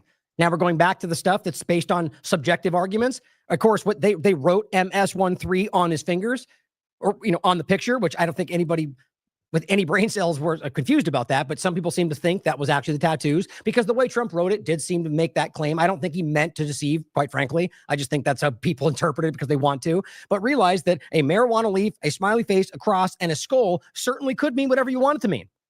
Sort of like numerology or sort of like QAnon, right? But maybe not. And that's why due process and actual evidence, not actual proof, matters to send people to jail, not subjective claims from people that have an agenda. But you realize that he just jumped over the point. You started out by saying an affiliate, maybe a gang member, but now there's a reason he wanted to reiterate. But you said over here, 1,000%. Well, sort of different, right? 1,000% or just, certainty versus maybe. Yeah, that's important to recognize. The fact that his name's Kilmar is really something else. His fist. Again, this idea. The fact that his name's Kilmar is really something else. Why, man? I'm pretty sure you can look up that Kilmar's a name that exists all around the world. It's because you're just fixating on the word kill because your audience is that stupid, I think. His fist with the MS-13 tattoos. Does this vibe with you? Have you absolutely. Have you seen these tattoos, Sheriff? I've seen the tattoos. I've seen the pictures. I've seen the clothing. I've seen the reports. Okay, so what he's saying is he saw the reports of this stuff. What Benny was hoping he would say, and maybe he does, that this is him, I can verify those are what MS-13 wear. Even then, still would not prove that he's part of that. Again, to reiterate for those new to the show, I'm not claiming that he's not. I'm claiming we can't prove that, and that's why due process matters, which he was not afforded. Of law enforcement and confidential informants stepping forward and confirming not only his place within the gang, but what some of the things that he is accused of doing in order to have the name that he had. Okay, so you already know this because you've been paying attention. Do you think the cop knows that that's an anonymous source that was not vetted, that was not verified, that came from a cop that was later fired for corruption? Or does he just read the report that's been circulating by conservative reporters? I'm sure you can figure it out. I don't have those reports directly in front of me, but I've reviewed those reports as we've dug deeper into this issue and the visit to El Salvador again, and just how just tone deaf it is to go visit this individual in El Salvador. Now we're back into emotional arguments. Oh, how gross it is for this senator to go and care about somebody's constitutional rights, which, by the way, again, I'm a pessimist when it comes to government. I don't believe anybody involved in this government is doing anything. Again, maybe I'm wrong. I hope I am. But my point when this happened was he's probably doing this because it's an opportunist moment to be the one looking like the good guy. That's what they do. I've seen them all do it before. But either way, the reality is that what he's doing here, I think I'll play a clip of this in a second that overlaps the partisan point, is at least projecting the idea to stand up for what is right, which is that this person was illegally sent here with no due process. And you swore an oath to the Constitution, man. How is this what you're talking about? Because you hate certain people? Because you've been told this is the case? Don't you demand evidence? Isn't that what your job is? Well, apparently not police these days. Or, the talk that he was mistakenly deported. Well, he was deported by this administration, and as I understand it, that the immigration judge, two of them who heard the case, who also confirmed, both of them, that See, guys, he's just repeating what people, he's probably watching Benny Johnson's show. He's probably watching conservative podcasters. He's wrong, guys. I literally just went over it. Or at least he's wildly misinterpreting what he's saying. Neither of those things prove anything he's talking about. And these same processes have later fleshed out that was not the reality. It all stems back from what we've already showed you. He was an MS-13 member, agreed with his deportation, just not to El Salvador. And that's the big mistake that was made. Well, yeah. Well, the point is that they agreed. The Trump administration gave him the withholding of removal and allowed him until 2025 before they removed him. So you can't pretend like they've just been figuring out their mistake. They decided to take action here and then clearly chose to send him to the one place that there was against the ruling of the court. It's not hard to miss, guys. I think there's more to that story. That is more important to Senator Van Hollen and many others on the left instead of Rachel Morin's. And there we go. How do you possibly know that? So are these simultaneously happening stories right now? Is she suffering in somewhere else and this is happening? He chose him over her? No. We're talking about you're claiming because he didn't do what I wanted over here, therefore he cares more. But probably. I don't think any of these good people are good people, but they're putting forward personal opinions as basically factual basis for why all this lines up or why what he did was wrong or why he's a terrorist. I just can't believe people are this dumb. I don't believe that. Horrific death at the hands of a individual in this country illegally with gang ties, or Kayla Hamilton's death, both in my jurisdiction. Neither of those families did these elected officials, who are all taking vacations now to El Salvador by the busload, apparently. Oh, yeah, vacations, right? And here's that picture where they staged it with those margaritas. It was already basically proven by Kaylee and people that were there. But the idea being redirect outrage, right? All these other people that we think, none of that is connected to this story. And do you remember the original question? Have you given us any evidence? No, you've listed off the talking points from the repeating narratives. That's what this cop just did. Apparently, Benny thought this would prove something to somebody. Well, all it's going to do is the shiny badge will reiterate to people what they've already decided. That's what this is. This guy does not even seem to know what he's talking about. He 4 times now, he's like, well, I've seen the reports and I've read what's going around. That's not knowing this. That's a badge and basically bolstering out what you already want people to know. Have reached out to these families to say how terrible it is that our country didn't move to protect them from having a secure border, from having a proper way. Right. So his argument is the crime was committed, so we need to make some drastic, radical changes to the border. Maybe you think that. That's not the logical response to one crime. But that's how they're trying to conflate this whole thing, that they didn't do and because they didn't, that's why Garcia's here, and it all connects together because you have to hate these people and Democrats and the deep state. It's just trying to think of a better word than just it's fact-free, in my opinion. It is all a bunch of subjective, cobbled together ideas that are not rooted in anything that would ever hold up in court. But guys, this is the crux of the corporate and mainstream alternative media today. 1000%. See, he's certainly tied to he starts off by saying, well, affiliate, maybe. It's embarrassing. Now here is CNN. Just to make sure we can recognize, as we're always trying to show you, that it's not about left and right. It is about the agenda of your government and using that dynamic to get you fighting yourselves. And people like Benny are the Pied Pipers of the control structure. They're trying to get you forced on each other. They're trying to get you aimed at each other so you don't recognize what's happening right under your feet. This is, I'm not familiar, an author of a certain platform. It says, Kilmar Garcia got due process, she's saying. That's how we know everything about him from, look at this, the trafficking. Oh, do we? Like, these people are just, this is so insane to me. This person has 223,000 followers. Again, not a single shred of evidence, even the government has not even brought up trafficking. And yet she wants you to believe that we know this because he got due process, all of which is so fundamentally false that it pains me.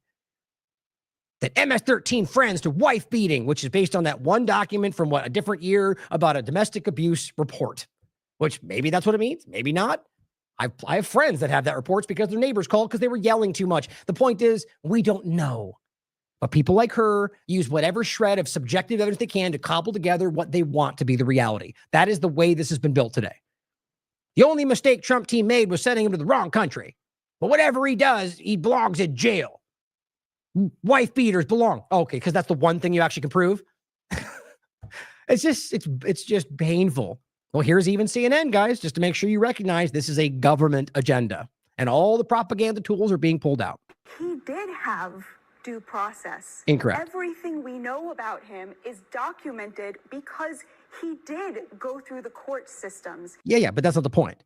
He was charged with the crime in 2025, and they did not give him due process. See, either that person is so stupid that doesn't understand about what that means, or she's lying to you. My point is, most of these talking head people, they actually don't know what they're talking about.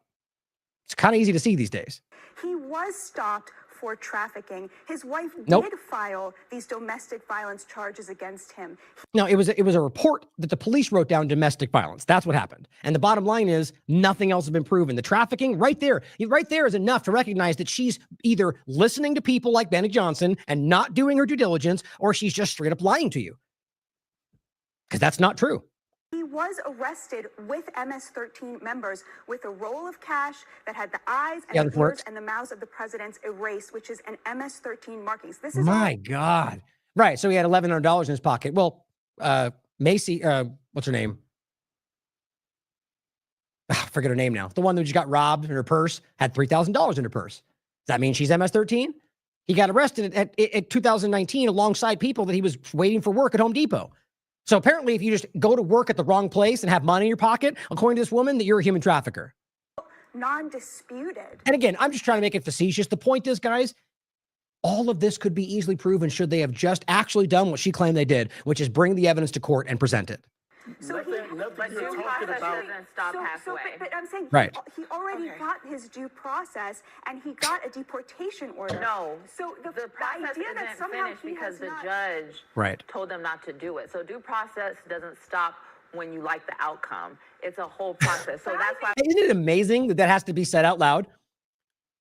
Again, I think we're on the side of this where people are actually that uninformed, but have been allowed to think that they know they are at the top of their game. That's what you guys are doing. Like when they side with the criminals, it's due process. And now he's a criminal because it's just the self-fulfilling narrative is insane to me. And when they side against the criminals, No, suddenly they I've didn't been get giving due this a lot of process. That's thought what it looks because like. I want to actually make sure the things that I come up here and argue, I actually believe in. And so I was thinking, I was like, am I That's a nice change for CNN. just against this because Donald Trump is saying, I'm not. I really admire that. I'm not. But the thing that makes me better than the criminal is that I treat them with humanity and dignity despite of what they have done. And see, this is the larger point that goes around foreign policy and everything, guys. Now, you don't have to agree with that, but that's what they present, right? They were the moral leaders of the world. Okay, well, then you can't keep claiming that when all you do is say they did it first, so we're going to do it back. At best, that makes you the same thing. And that's what we're saying now. You didn't give January 6ers the due process, then we're not going to give you. How is that even an argument? That's a non-starter. That is you arguing we're going to keep doing the same problem because they did it first. We're not in kindergarten, guys.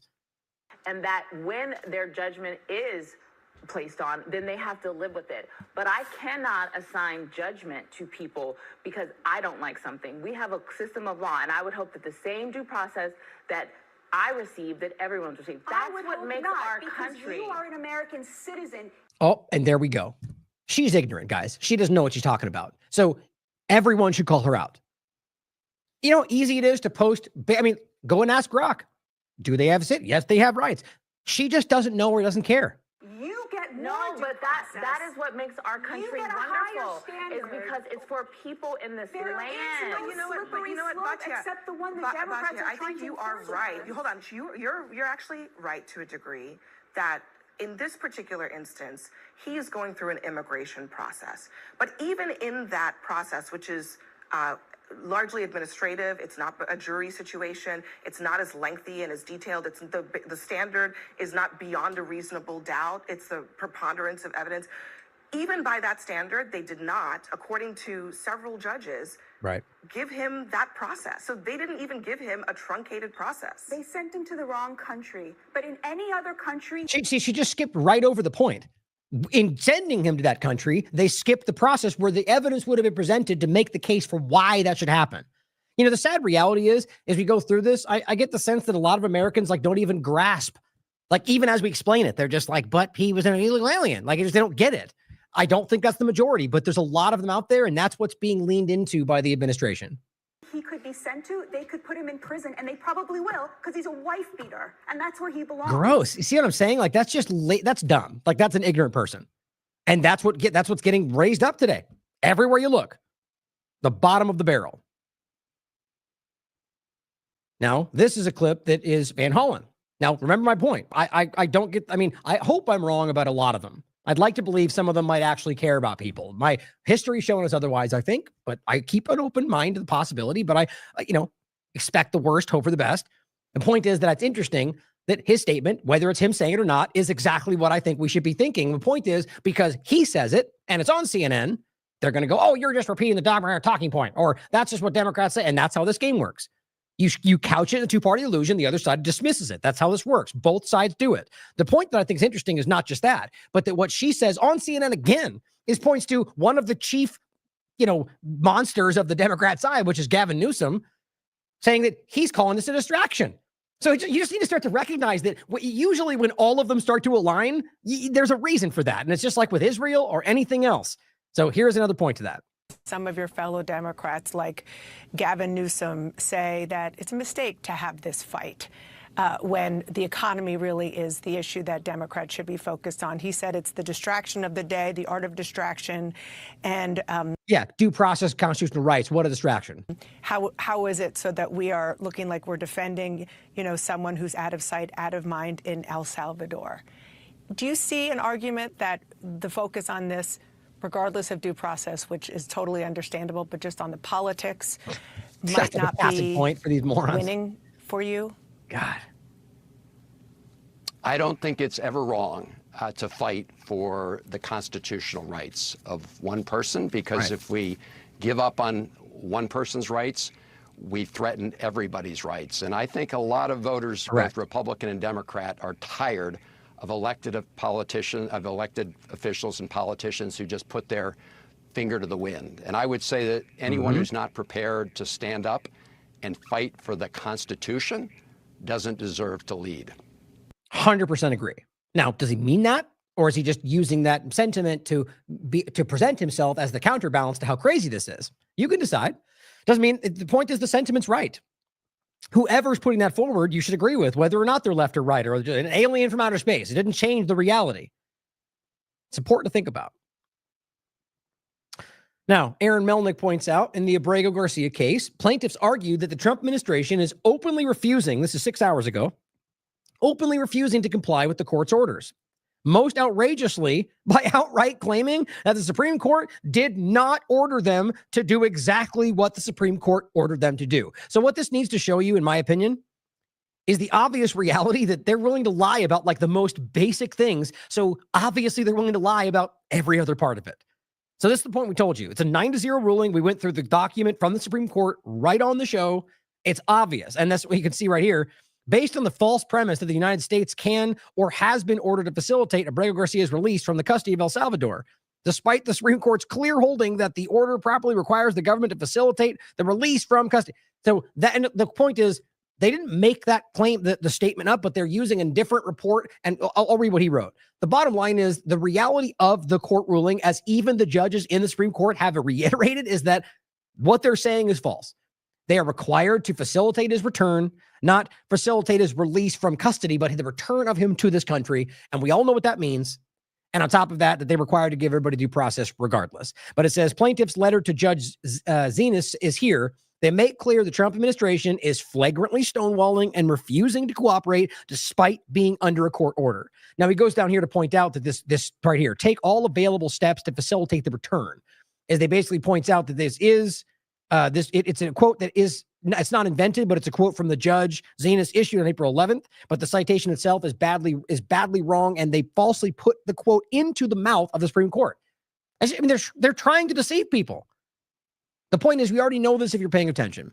That's why Miller screamed, "We won." So people that were following, like Pied Piper, lemmings or rats, or whatever you want to talk about, just all rushed out and said the same thing, despite the actual documents proving otherwise, and the judges themselves saying, "This is crazy. What's going on? You're lying." Now, this clip is about a specific individual that I wanted to highlight before we went on to more of this, but it says the Trump administration was going to send someone to El Salvador to be in prison for life who entered the country legally at a port of entry to start the asylum process. This is one of the points I keep highlighting, but they don't have technical citizenship yet, but they're going through the legal process to seek that. They didn't jump the fence. They didn't break the law. They walked up and said, I want to be a citizen, which is what we've always been told. That's what they're all promoting, right? The American dream, except those are the people being targeted right now as they're in the process. And they go, no, visa, you're out of here. And they send them to, in some cases, to places like El Salvador. In this case, that was what was going to happen. That's already happened more than once. So they had a person who was here legally or in the process of seeking that legal stay and who had no criminal record in any context. Only the Supreme Court stopped them. Now, here's the point is, had they not stepped up in the recent 7-2 ruling and said, you can't take them from Texas, he'd be in El Salvador right now, who was in the country legally with no record. I can't say that enough. So there's no justification for that because he's a brown person. Like, I just don't understand why we can't see how obvious this is. He would already be there and they would pretend there's no obligation to bring him back. A legally here person with no criminal record. I mean, that's mind blowing, and it should be to everybody. I believe this was, this is the one. I want to play this really quickly. So this is the report with the woman, and this is the one I was going to play yesterday. We just didn't have time. Among the detainees who the Supreme Court ordered not to be deported was a person named Eduardo de Boin Rawl. Here's the video. Today, Judy Maldonado Rawl, driving 6 hours from El Paso to the Bluebonnet detention facility. Her husband, Eduardo Dabuin Rawl, a Venezuelan national, among them. Why did ICE say that your husband was detained? Because of his tattoos. In this video she shared, her husband making a plea hours before his then imminent deportation and denying he is a member of the Tren de Aragua gang. Same point as always. We could certainly find out if they just gave him the rights afforded to everybody in this country. And they didn't. Saying we are simply being unjustly judged because of our tattoos. Dabuin Rawl's wife says he came to the country legally in 2023 through a parole program, which the Trump administration has since tried to eliminate. But a federal judge earlier this week temporarily blocked that effort. Has he been charged? No, we don't have any charges. He's never been given anything. NBC News was not able to locate any state or federal criminal records for Dabuin Rawl. On Friday night, he says he was among the Venezuelans heading to an airport at the exact same time a federal judge heard arguments from lawyers trying to stop the men's deportations. They were told, well, you were lucky you were sent back because you were going to El Salvador, not Venezuela. Then they turned back to the ICE facility. Several of the detainees, along with Dabuin Rawl, recording via video call their own testimonials to family, arguing they're wrongfully accused and holding up their removal orders. The men's futures, with the Supreme Court's order now even more in question. Vaughn Hilliard joins us now from the White House. And Vaughn, the Trump administration filed a response to that Supreme Court order. Jose, the White House is now formally asking the Supreme Court to stop its pause on these would-be deportation flights. And we asked DHS and ICE for more information on Dabuin Rawl's detention, but have not heard back yet. Jose? You know, it's just fun. Instead of trying to rectify the problem, they just keep going to court and going the process, which is how that works, right? That's the idea. The back and forth of this is the reality of the system, as broken as it may be. And the point is that they've already admitted to mistakes, and all they're doing is trying to drag this process out, and people continue to suffer. And by the way, while that's going on, in every other way they can, still trying to shove people into El Salvador, still trying to deport people everywhere else. They are violating people's rights with every process they take right now because they're not getting evidence presented about these claims. Now, to the point the video just made, all those people are sitting there claiming they're unjustly profiling me, right? How easy it would be to present the evidence for their claims. If it's that easy to claim that they're terrorists or gang members, all they have to do is present the evidence making those allegations, and they wouldn't be able to say, hey, they're charged, because look, you could obviously argue that a member of the gang could just also say that. Of course they could. Same point. You already know the answer to how to solve this problem. And the reason they're not doing that is because they do not have the evidence to make these claims. Now, again, to reiterate, in 2019, The Intercept already covered how this was working back in Trump's last administration. And I don't think it's unique to Trump, but it was about specifically bad information and Border Patrol arrests and basically packing the reports full of lies in order to sabotage the potential asylum claims. That's malicious, guys, and in many cases, going after innocent people to do so. Now, before we go into foreign policy in general, I want to reiterate one more time how important I think the story is and why what that is and the egregious lies around it. The reason that's happening is because, in my opinion, when you see that kind of a confounding situation that's very clumsy and there's something going on. There's something much bigger than just not wanting to get caught or trying to hide a criminal. Like, there's something much bigger happening around this. And I think we all see it, whether it is the connection to the foreign policy dynamic or Palantir and the immigration and the surveillance, or all of it. Clearly, there's something more here. So please do not let this go to bed. Do not let them get away with these criminal lies. They're undermining your country by doing everything they're doing right now. Every single thing. Don't be swayed by feeling like I was going to point out the image they showed of the guy in the video, right? Where people are probably, oh, look at him. He's got his hat on with his glasses and his tattoo. He must be a criminal. I mean, I went to school with 100 people who look just like that. You know, it's like, it's just insane to me that we start profiling people when we've gone through this 4,000 times in this country, whether it's Japanese or anything else, or Islam, you know, people from the Middle East in general, 40 times over. We just keep falling for it. As Larkin Rose pointed out in that recent tweet he put out, it's just like they just keep falling for it, right? Where they say, you know, just basically, you know, we have a principle that we can't violate, but here's a reason X, Y, and Z for why we have to do it right now. And people always fall for it. And the left does, the right doesn't. They point at each other. They just rationalize why you undermine what should otherwise be inherent. If it's inherent, then there is no undermining it, guys. Like he said, if the Constitution says you can't do it, guess what? You can't do it. There's no pause. We said that during COVID-19. There's no asterisk next to any of these rights where they go, oh, but when a pathogen comes out, same point. It's not like, oh, when there's too many people to go to court or when there's immigration. It's the same exact principle. Just stand back and think about it, guys. And if you believe in these things, then that'll matter to you. Now, let's get into some foreign policy that I think is monumentally important as well, that obviously interconnects. And I'll make those points where I think it does. But just in a general sense, it's important for you to understand that many things have not stopped. The ongoing, well, really what's insane about this, which is why I want to include a bunch of my articles of the past from Yemen, is that this is not a new story. Even now being reported from people that are just kind of coming to terms with it, that they're now kind of starting up a starvation campaign. And I'm going, starting up? They've been starving Yemen for 15 years, guys. I mean, you can look up stories about them eating leaf paste that go back a decade. That's been the U.S. government, Saudi Arabia, UAE, the whole thing, guys. And so it's really important to see that this is not new.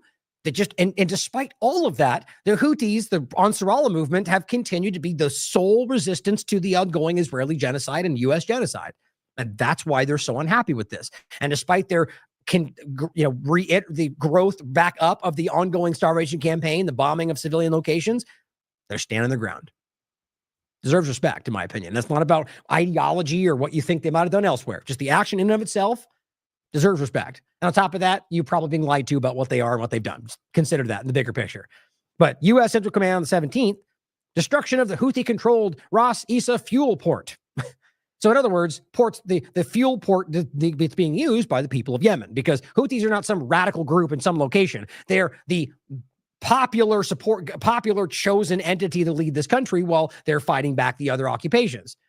So when they say the Houthis have continued to benefit economically and militarily from the countries and companies that provide military support to a designated foreign organization, all they're saying is, we've declared you a terrorist organization because we don't like what you're doing. And then they gain the benefits from running a country like anybody gaining benefits from a country does. You could say the same argument about the U.S. government, the Israeli government, or all the rest. Not invalid, especially when they're pretty obviously corrupt. But the argument that because we declare you a thing, that therefore now what you do is always illegal, no matter what you do, wherever you do it, is pretty much U.S. foreign policy. So just consider that. But the point is, to make it simple, genuinely shocking, as Ryan Grimm reports, terrorist attack, which is what it is, on a a civilian infrastructure, provably, that will push many past the brink, and a place that's already been past the brink for quite a long time. The U.S. claimed credit for this attack, simply like we saw with Hegseth last time, just calling it a Houthi stronghold. Taking a page right out of Israel's book, right? There's tunnels and human shit, just yell the narrative despite being able to prove on the ground that's not true. You have to realize this is not Gaza, just like with West Bank or anywhere else. There are people in Yemen that film these things. Now, there's a lot of suppression right now across these, Yemen to the United States, it seems. I get less information on Twitter around this. The point is, there are people filming these things. There are media on the ground that say they just bombed the center of Sana'a. Like, that happens more than once. And they bombed a fuel location. Now, why would that be? under the guise that they're stopping the Houthis, but what that does is immediately suppress the people. And the people of Yemen have already shown that they're not going to just bow because of these kind of tactics. I mean, the resilience is insane, to be honest, how long they've been suffering. And yet they stand by this movement. And on top of that, the only thing they want to replace it with is a combination of ISIS, Al-Qaeda, and the Hadi leadership, which is the guy's name that they have set up in Riyadh in Saudi Arabia, who they claim is the leader of Yemen, even though nobody supports him, sort of like Guaido in that effect. It's funny how some people can't seem to see how obvious all this is.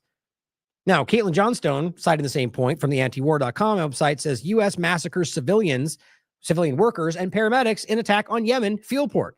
So on top of the fact that they bomb civilian infrastructure because they may be able to use it, sort of like bombing food because Hamas may use it, it's not a valid argument. They literally killed a bunch of civilians and paramedics. Start to feel normal, like this is what they do. This is the same agenda. The same reason that Israel's murdering paramedics, guys. This is not a hidden dynamic, and it's been going on. How long have we talked about the port of Hodeidah? At least 22 people. 17 workers and 5 paramedics were killed in the U.S. government bombing of a civilian fuel port. Now, Caitlin writes, workers, then paramedics trying to rescue them, right? So they killed the workers, and as usual, then they kill the people coming to try to help them. That is as far as I could tell, a pretty uniquely Israeli-U.S. tactic. And it says they're not, and I'm sure there are examples elsewhere, but I see that almost ubiquitously in the things that they do, whether it's Saudi Arabia with Yemen, whether it's the U.S. and Iraq and anywhere else, or specifically Israel and Gaza or everywhere else they are. It says not even trying to claim that it was a Houthi stronghold. Their sole claim is that Washington decreed the Ansarallah terrorists. So they have a right to just massacre civilians and destroy civilian infrastructure. That's where we are today. That's the U.S. government. Now, Eric, responding to this, says, having failed militarily, the U.S. now aims to use starvation as a weapon. We're talking about Yemen, understand, just like Israel in the U.S. and Gaza, which is also happening today. This will spike food prices, causing thousands of children to die of hunger. In 10 years of tracking U.S. war in Yemen, this is the most explicit collective punishment against the Yemeni people that he's seen. Now, I bet you could make an argument for some of these larger examples of the past. Even the bombing of the bus, for example, with the U.S. bomb, I think killed more people and mostly children, but he's not wrong in the sense of how this is escalating. Now, clearly he's been following it. The point is that this is not new. Starvation as a weapon has been that's been like the go-to tactic in Yemen for a decade. And we'll go over that in a second with some of the previous reports. Ryan Grimm also reports another dynamic. This is same report, excuse me. There's another bombing that I'll show you next. The same report, bombing the port, killing 17 aid workers. Ryan Grimm also points out, again, this the double tap. That they're bombing, waiting for people to come help them, and then bombing them again. That's what they've done that in Yemen as far back as you look in regard to the ongoing occupation or attempted occupation. Or, there are parts they still control, so occupation. Now it says U.S. airstrikes pound Yemen, killing 12 in the capital. This was 2 days ago. The U.S. military launched a series of airstrikes across Yemen on Sunday, killing at least 12 people.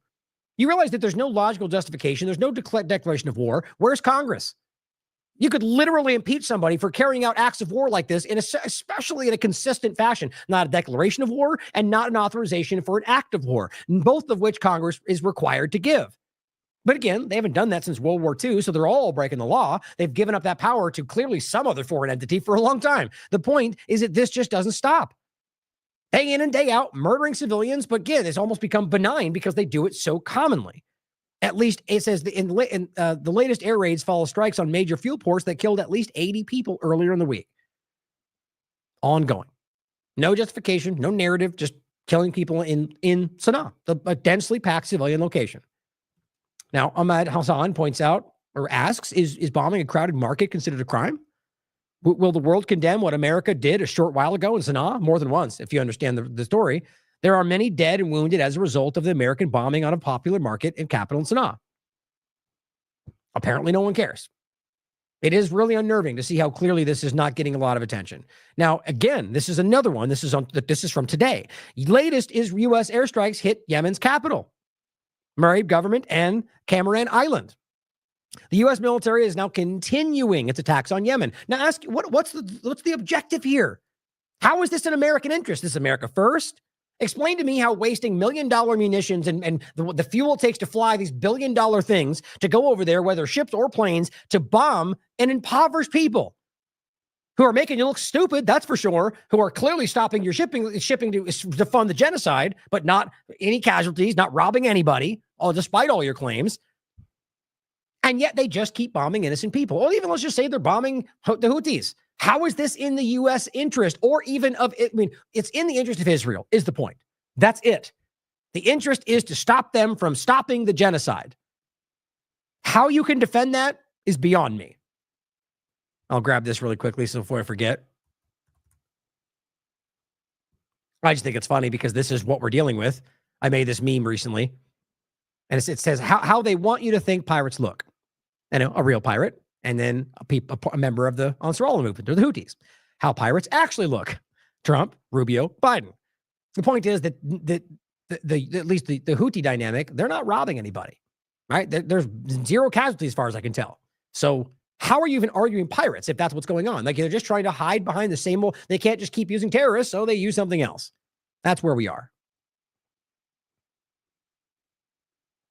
Save that for you. Now, the point is they're continuing to bomb right up to this moment. And I don't see any real justification or benefit to the American people. Now, Propaganda & Co. points this out. The U.S. has launched over 350 airstrikes on Yemen. Now, 80,000 troops are reportedly preparing to attack Hodeidah, a crucial port city under Houthi control. Now, I was on Crosstalk this morning, and it's the same point they made about the Ukraine dynamic. You know, the one that Alex Jones said it ended like 3 weeks ago. That's clearly doesn't seem to be stopping. Hope it does, but it doesn't seem like that's going to happen.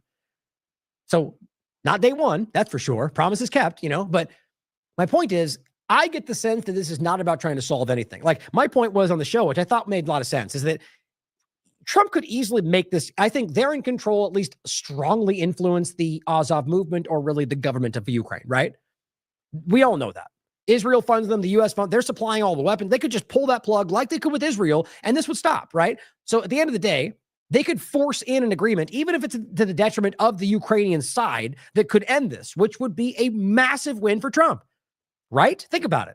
Everybody would praise him on every side, right? That at the end, well, I guess they would argue that he benefited Russia, whatever. The point is, from his base is my point. They would go, he did it, he ended the war. And I would go, I'm glad it happened. I'm from a nonpartisan perspective, it's not like one side or the other. I would say, I'm glad it's done. Why wouldn't he do that?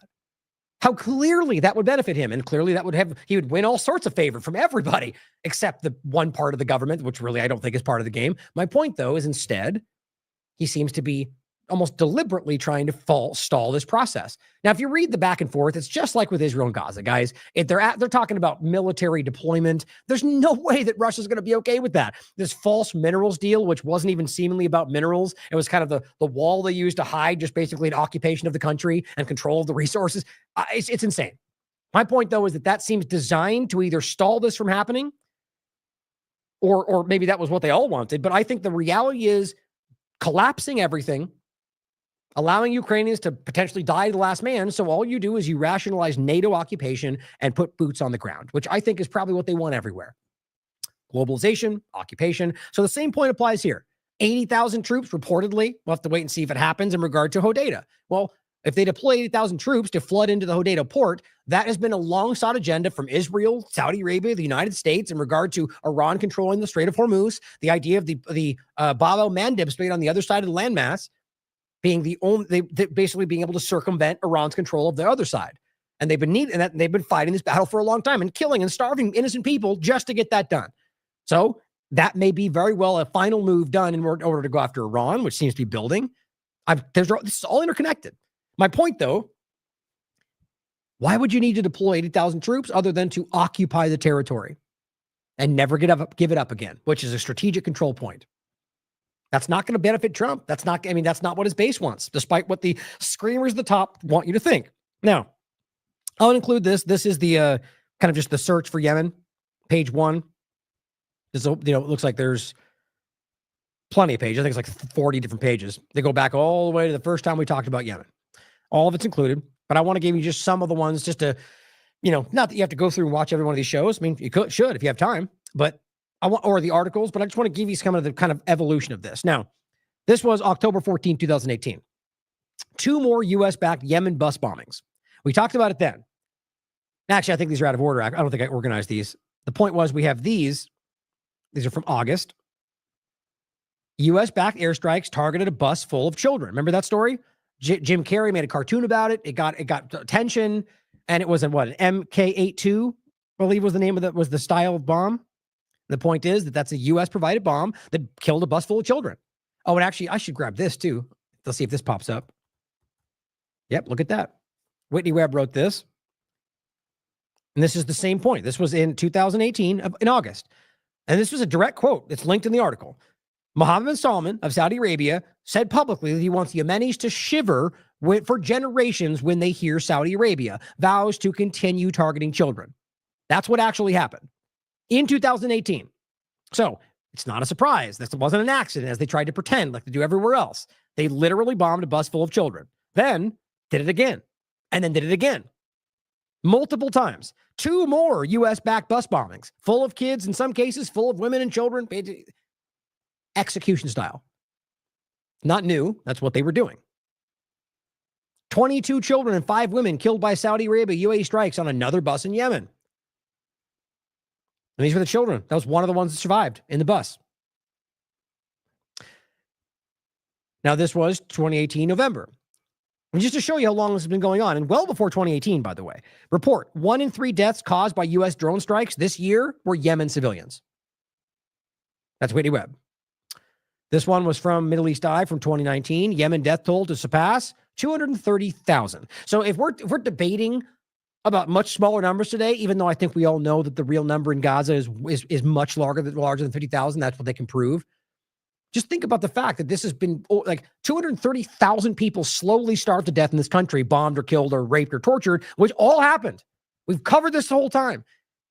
That's somehow a background to this. Like, why isn't this bigger part of the story? They've been doing this for a decade. And that they said to surpass 230,000 deaths by the end of 2019. Yeah, that came and went. These are all real pictures, by the way. WHO, 24.4 million people in Yemen currently in 2019 needed humanitarian assistance, which I don't think they really got. 2019, February, U.S. mercenaries caught in Haiti, Trump to transfer nuke tech to Saudis, which happened, and Yemen stands with Palestine, showing you all the way back then. That was the point, that Yemen was making it clear they stood with the Palestinian people, and that is why they're on the chopping block right now. This was from 2019 in January. Yemen's 2018, over 52,000 attacks, total 50 airstrikes per day in Trump's administration. Just in 2018, 50 airstrikes a day on the most impoverished country in the world for Israel. 2018, the Trump administration isn't ending the war in Syria or Yemen. It's only shifting and fighting over strategy. Just to show you how long this has been going. And it's not new, as much as people may not know this stuff because they maybe only just got active in all of this recently. This was 2018 as well. Before the ink could dry, Saudis, guess what? Violate Yemen truce with fierce attacks on Hodeidah. Same port, same conversation. And the fact is, violated the truce like they did every single time, like Israel does every single time, like the U.S. seems to do every single time. There is a line there, guys. There's a reason they connect. Here is 2018. Saudis continue killing civilians during Yemen peace talks. More than once that happened. This one's important. I've reached out to Hussein al-Bukaidi. I haven't talked to him in a long time, but I used to have interviews with him a lot. And I think currently he's got at least a position in the government, I think. But Hussein al-Bukaidi was his name.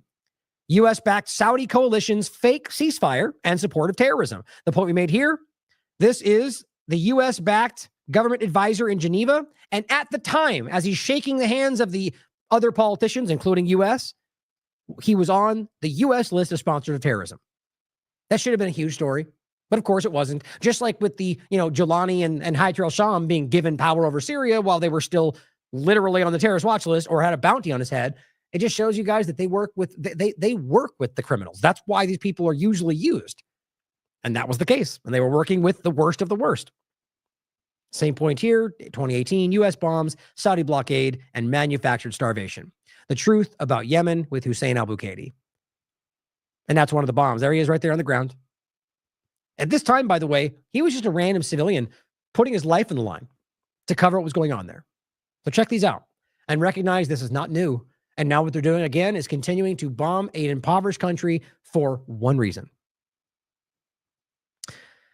Now, in regard to another, the 2 points here is the appointments from the U.S. government that overlap with Israel interests, but also just the simple idea that the Israel is controlled by Israel policy, or rather specifically U.S. policy is controlled by Israel. It's not hard to see, guys. It's not a racist point. It's not about Jewish people. It's about Zionism, Christian and Jewish. The point is that this is not debatable. Now, to the degree, yes, always. But the idea that they're doing they're not only doing it, they're praising it. Like they're literally showing you the work. They're proving that they're doing these things, and then when you call it out is when they call you racist. Now, Ryan Grimm and Sagar, how do you say his name? Sagar Enjeti, co-authored a report on the National Security Council director, and this is for Israel and Iran, and in regard to the United States and who they just hired, who is. I mean, I'll read it directly from what they report. Now, this is what Craig Mokaber points out. In case you had any doubt of the degree to which Israeli regime has captured the levers of U.S. government decision-making. That's a good way to frame that, right? The Trump's National Security Council has appointed a former official of the Israeli Ministry of Defense and former employee of a pro-Israel and anti-Iran lobby as the new U.S. National Security Council director for Israel and Iran. Yes, you read that right. I mean, look, we already have a person in a position of power in the government that's an Israeli citizen. We have a Brian Mass is part of the Israeli military, right? Everyone in his cabinet seems to be a flaming Zionist who can't stop screaming about biblical rights for Israel. It's pretty clear what's going on here. Now, Sagar here points out, new from him and Ryan Grimm, Mike Waltz put a former Israeli Ministry of Defense employee on the Israel and Iran portfolio in the National Security Council. And here's directly, and here's the article, by the way, with all the sourced links and everything, just as always. But here is the screenshot of her biography. Previously, she worked at Israel's Ministry of Defense, where she participated in negotiations in the West Bank between Israel's coordinator for government activities and the terror. It worked for the Israeli government. That seems would it be okay if somebody worked for the Chinese government and then suddenly found their way into the National Security Council for China? Sure, you would be saying something different right now. And that's the point, is in the reports, which we briefly mentioned before, the National Security Council spokesperson Brian Hughes confirmed that Sirin what's the name, the full name? It was, where is it? Merav Sirin. Now it says, confirmed that Sirin is now an official at the National Security Council and defended her as a patriotic American. Well, there's plenty of reason to undermine that point. And Sagar also points out, and this is Ariel Azarad, saying she wasn't an employee. She did a post-undergrad fellowship covering resource management. The salivating over any Israel connection is low-key embarrassing. It's almost like it's a like doth protest too much kind of a point. Like, how is it in any way weird to point out whether they only fixate when it's Israel? If this is about China or the UK, which I care about in equal fashion, clearly Israel is more relevant right now because of what's going on. But anybody in a position of government that has another citizenship elsewhere or worked for another government should matter to all of us. But if you pointed it out about somebody they didn't mind, they wouldn't say anything. But now it's because they say you're over fixating on Israel. Well, even if that's the case, does it invalidate the concern? You see, it's just this way of kind of moving things around to make you feel like you're supposed to ignore what they're pointing at. And what he writes is, in the same breath, you will find these folks justifying the deportation of a college student who co-authored an op-ed antithetical to Israel. But when the National Security Council director for Israel and Iran worked for the Israeli MOD, it's a mere post-undergrad fellowship. Well, either way, they literally worked under the Israeli government. That is the same point. All they're trying to do is water it down. Here's the report you can read for yourself from Drop Site News. Now, James Lee did a little video on this I was going to play for you. New reporting from Drop Site News reveals Trump's new National Security Council director for Israel and Iran previously worked for the Israel Ministry of Defense. Does anyone else agree that serving for a foreign government should disqualify you? Well, clearly, I agree with that. I think we all should. The big news last week when Trump blocked an Israeli attack on Iran in favor of diplomacy. Oh, and I want to be clear. I made it clear yesterday. I don't think that's what happened. Just my opinion. I don't see how it makes sense unless that's a move to try to gain support from the base that he's losing. To me, I would argue they discussed that. The plan was not yet, because I don't think it's in either of their interests right now to do it now. I think right now they're drowning in a lot of other problems. And so it makes sense to me that they would put that off and yet give Trump a win in that dynamic, because that's what they all seem to want, including Israel. So that's my opinion. But it's certainly possible that they decided to pull away from that. But ask yourself how that lines up with everything else we've seen. Consider both.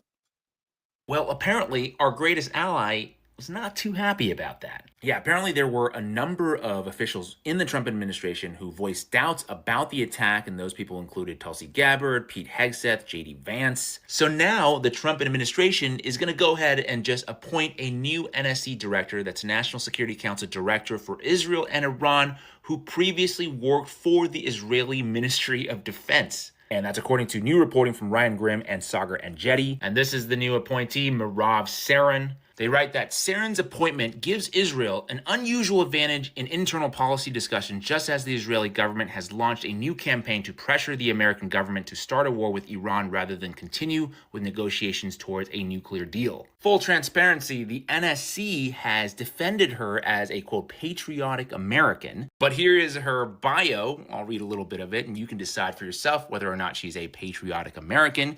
Quote, previously, she worked at Israel's Ministry of Defense, where she participated in negotiations in the West Bank between Israel's coordinator for government activities in the territories and Palestinian Authority officials. She also penned this article making the moral case for high-tech weapons and, just asking the question, has Israel's military innovations made war more just? It was a long article, let me tell you, but basically her answer was yes. Let's see, back in 2016, she also tweeted critically about the Iran deal from the perspective of Israel. But I think the biggest question we have to ask ourselves today is, why is Qatar getting away with undermining U.S. interests? Now, I'm pretty sure if you know his work by now that he's trying to make a point by saying Qatar and not Israel, because everyone keeps trying to deflect to making it about Qatar when it's not. If Qatar is clearly an agent of the Israeli dynamic in all of this. But what I found most interesting is ultimately that he mentions who? JD Vance. Now, Gabbard is the one that I can't place. I mean, she's clearly shifted her. I just don't take her at face value anymore. I don't think we should for anybody, but there's a point at which you at least wondered or hoped that she might have been something different from the, global state of war, and then, said a lot of those things, then stepped in and seemed to go all pro whatever Trump was saying. The point is, maybe she's against the Iran war. Maybe she said those things, didn't mean them, and this is her showing you what she really thinks. All possible. My point is, Vance, and I forget who else he mentioned. The point is, they've come out and been like aggressively pro attacking Iran. Vance was one of the earliest people to be like, go after Iran. And then the moment presents itself and he's the one that goes, not now. I mean, it just doesn't line up for me. But you can decide for yourself. Either way, how that happened kind of spun out in an interesting way that revealed a lot of things. But it called very well could be just to put this person in place. So they, basically this whole thing spins out and they put this person there. And instead of highlighting that the Israeli government essentially has a person there, or you could, as you may see it that way, or somebody influenced by Israel is downplayed by the fact that we're distracted by this, or that this, it's any number of ways you can look at it. But I think it's worth considering for sure. Here's another example. Donald Trump is reportedly considering appointing Ezra Cohen as deputy director of the NSA, which we've talked about him more than once. As Gen X Girl says, might as well appoint someone from the Knesset. Better yet, just officially turn over the government to Netanyahu. No point in hiding it anymore.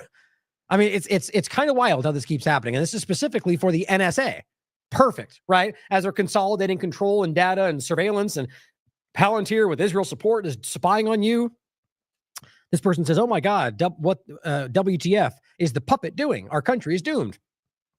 Gen X says, Ezra effing Cohen, the Warhawk slimeball who was kicked out, brought back to and continued to serve under Biden. He was under Trump last time, was also under Biden. Now it looks like he might be brought back under Trump. Just what quick search in regard to Ezra. It says Ezra is also known as Ezra Cohen Watnick, has a notable connection to Israel through his work at Oracle.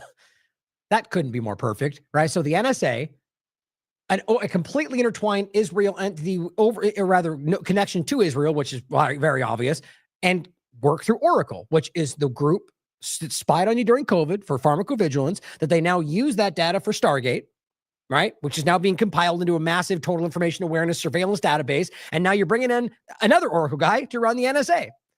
who has connection to Israel, like all the rest of them.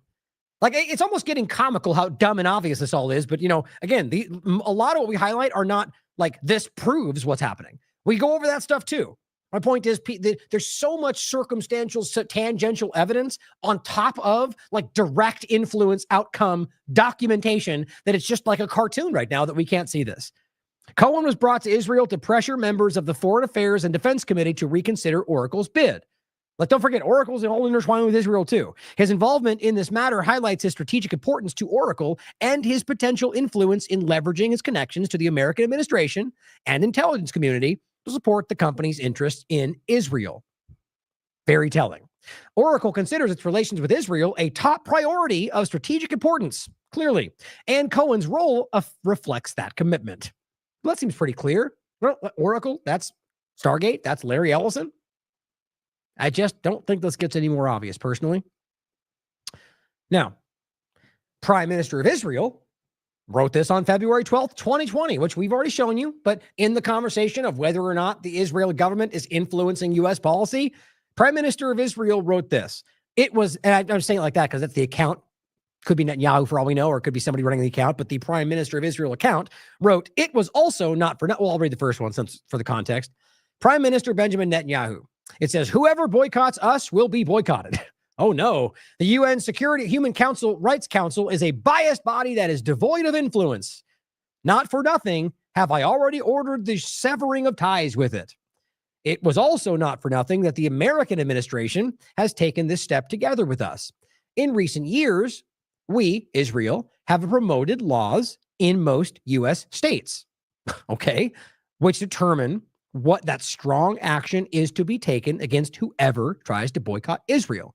Well, you can't get any more clear than that, guys. So understanding, to start with the second point, you have the right to boycott whatever you want. That is the constitutional reality, despite the unconstitutional actions of half of our government, if not all. But the interesting part is, promoted laws in most U.S. states, yes.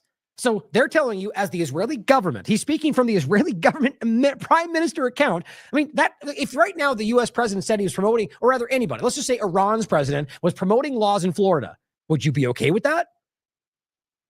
You would cry foul because that's insane. This is insane. They're literally telling you we are at least influencing, I think straight up dictating through AIPAC and other obvious Israeli vehicles, the outcome of policy.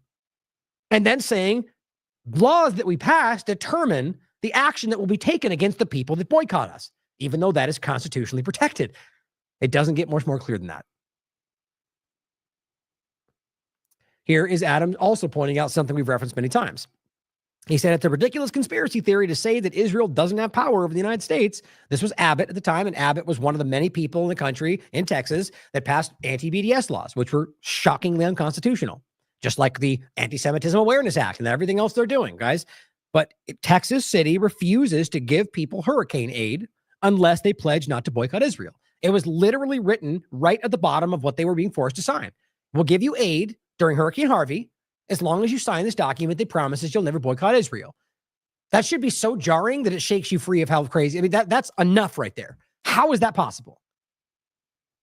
Now, Mel, or rather Gen X Girl, points out something Mel comments on, and Gen X Girl does good work on this. U.S. government spent $36 billion of taxpayer money to save Israel's economy. Trump, like Biden, lied to the public to justify attacks on the Houthis, secure U.S. shipping lanes, self-defense. In reality, our government has spent $36 billion to secure Israel's shipping, Eilat port, and economy. But otherwise efficient and saving money, right? No, what they're doing is shaving off things that they can shave off to dump in the hands of Israel, it seems. And even then, not having any real actual effect on the bottom line. But she goes on to make these cases for the data she's gathering, as usual, by the way. But just to make the point quick, Mel says, more incredible work from Gen X Girl. This is $36 billion on top of the 25 plus billion spent keeping them stocked with bombs and munitions. And I think it's way more than that. That's $61 billion since the start of the war. Now, that's not even accurate, by the way, since right on top, every year we give them $3.8 billion, if not more. That's not. And so right now what she's saying is $36 billion taxpayer money to save their economy $61 billion in total, plus the $25 billion in regard to funding, which I think is more. Then you've got whatever else goes over there. And there's all sorts of overlaps to that. Or the weird funding dynamic with the Iron Dome. There's all sorts of weird ways that money gets dumped in the hands of Israel at your expense. She says that's $108.5 million for every American, every single day. Or rather, excuse me, $1 million American tax dollars every day, every single day. Every day, $108 million of your tax dollars flying out of this country every single day. One of those days alone could change the lives of many people in this country. And one of those days being sent to Israel most definitely changes the lives of people in Gaza every single day. Now here is Jeffrey Sachs, yet again, laying out for you with Judge Knapp exactly what's going on. Our politicians, he says, have sold themselves to the Israeli lobby. They're on the take. They take big bucks. They get big bucks. By the way, not only from Jewish Zionists, but from Christian Zionists. This is a lobby that wants to turn America over to Israel. Imagine being at a time where, like right now we're getting still, you're a racist. You just hate Jewish people. At a time when you've got the highest levels of conversation, they're literally like, this is a very influential platform. But you're having these conversations now on corporate media. How are we still pretending this is racist? That in and of itself is one of the reasons I think this is so rapidly falling apart. Remember the big news? Oop, wrong one. Here it is. A hold of the Israel lobby on American politics is so frightening, so terrifying that anything is possible to drag the United States into yet another war. Our politicians have sold themselves to the Israel lobby. They're on the take. They take big bucks. They get big bucks. By the way, not only from Jewish Zionists, but from Christian Zionists. So just to understand, this is a lobby that wants to turn American policy over to Israel. And it has effectively done that for 30 years. The U.S. has gotten dragged into one war after another because Israel has said so. The Israel lobby in Washington is apparently working in overdrive. The White House announced just about an hour ago the appointment of someone I've never heard of. Her name is Merav Seren, first name Merav, surname Ceren, to head the Iran-Israel desk on the National Security Council. Now, you might say, well, who is she? She's a joint United States and Israeli citizen and a former official of the IDF. Now, why would Donald Trump authorize Michael Waltz to hire a former official of the IDF to purport of the Israeli Ministry of Defense? Yeah. Right. Yes. Right. To purport to advise the President of the United States on Iran and Israel relations. What kind of advice does he think he's going to get from her? You see, it's not even remotely subtle how the Israel lobby works. Why not just put Israelis into the National Security Council? Which is not the National Security Council, but there's already Israeli citizens currently in the U.S. government now, in his administration. We've already talked about the one recently, Brian Mash being part of the military. Now, the point is, we actually don't know how many current members of Congress, not the recent additions, but we're already have dual citizenship for any kind, by the way, which in my mind is all equally concerning. That's why I agree with Thomas Massey's bill. Not saying that the first part of it was not saying you have to do anything different, but you just have to divulge that. We have a right to know. And it's getting a lot of pushback for obvious reasons. So it may be a lot worse than we think. we can cut out all of the middlemen, as it were. Now, who is she? She is Israeli-born, apparently dual citizenship, as you say. Apparently, I don't know that fact. She worked for the Israeli Ministry of Defense, no less. And then she showed up on Ted Cruz's staff. And this is how it works. Ted Cruz receives a fortune from the Israel lobby. A fortune. According to OpenSecrets.org, which records these things, In the most recent campaign cycle, if I recall the data correctly, more than $1 million from pro-Israel lobby groups. So basically, this is a scam operation.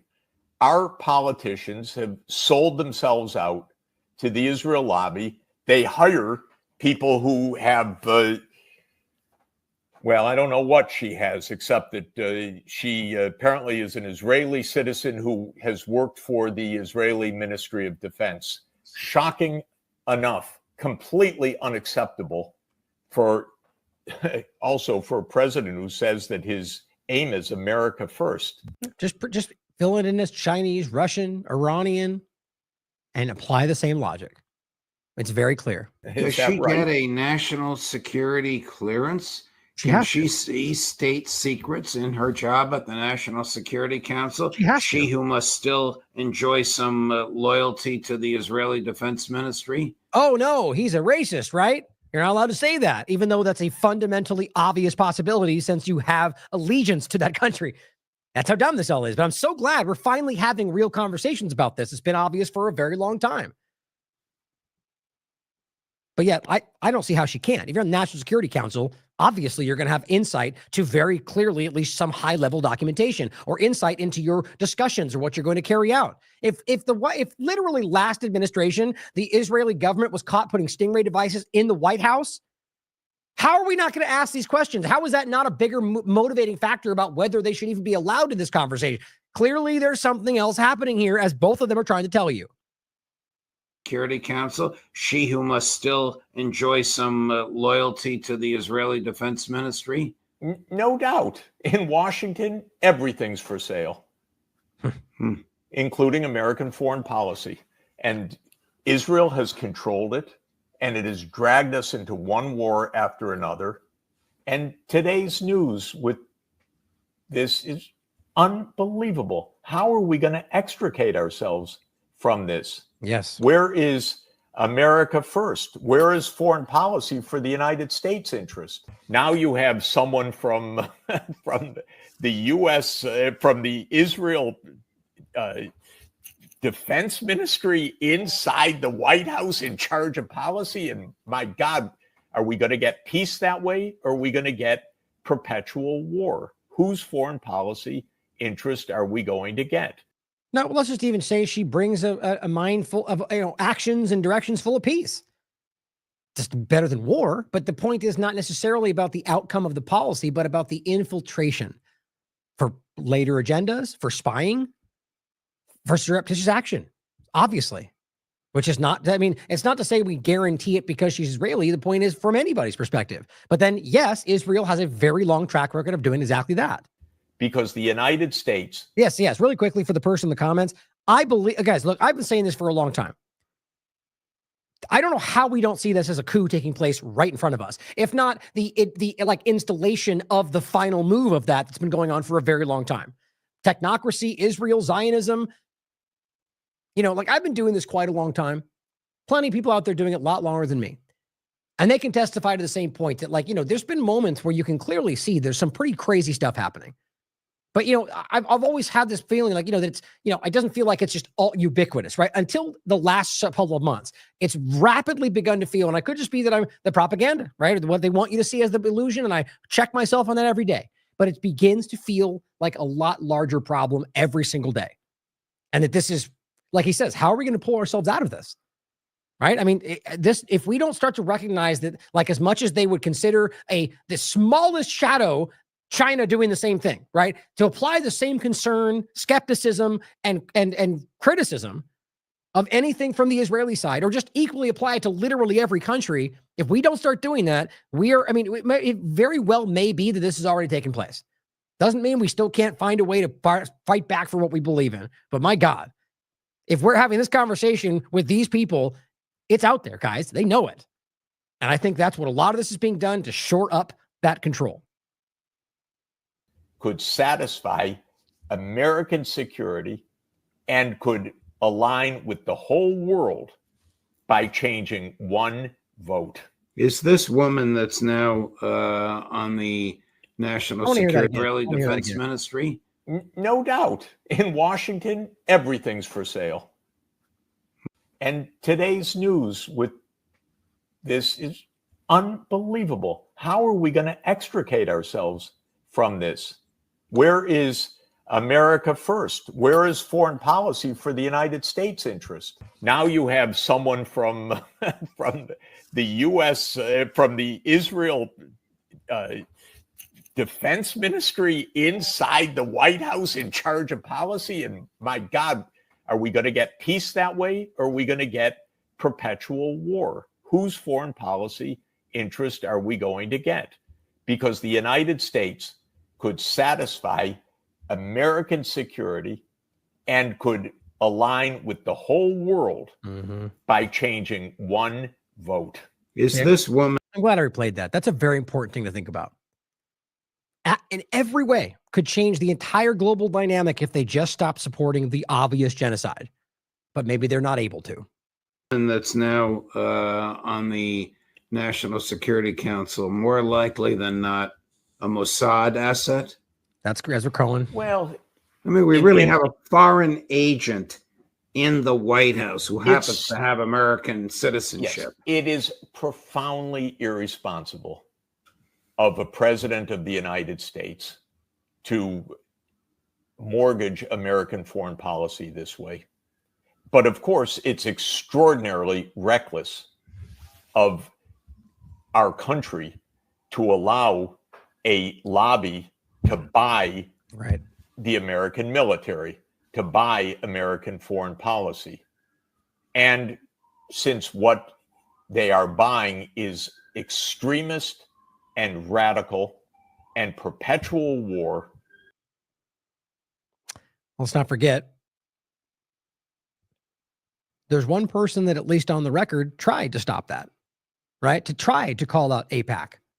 That was JFK, as well as the Dimona nuclear plant, both of which were supposed to, be called out or stopped, essentially, and he died, and neither actually happened to this day.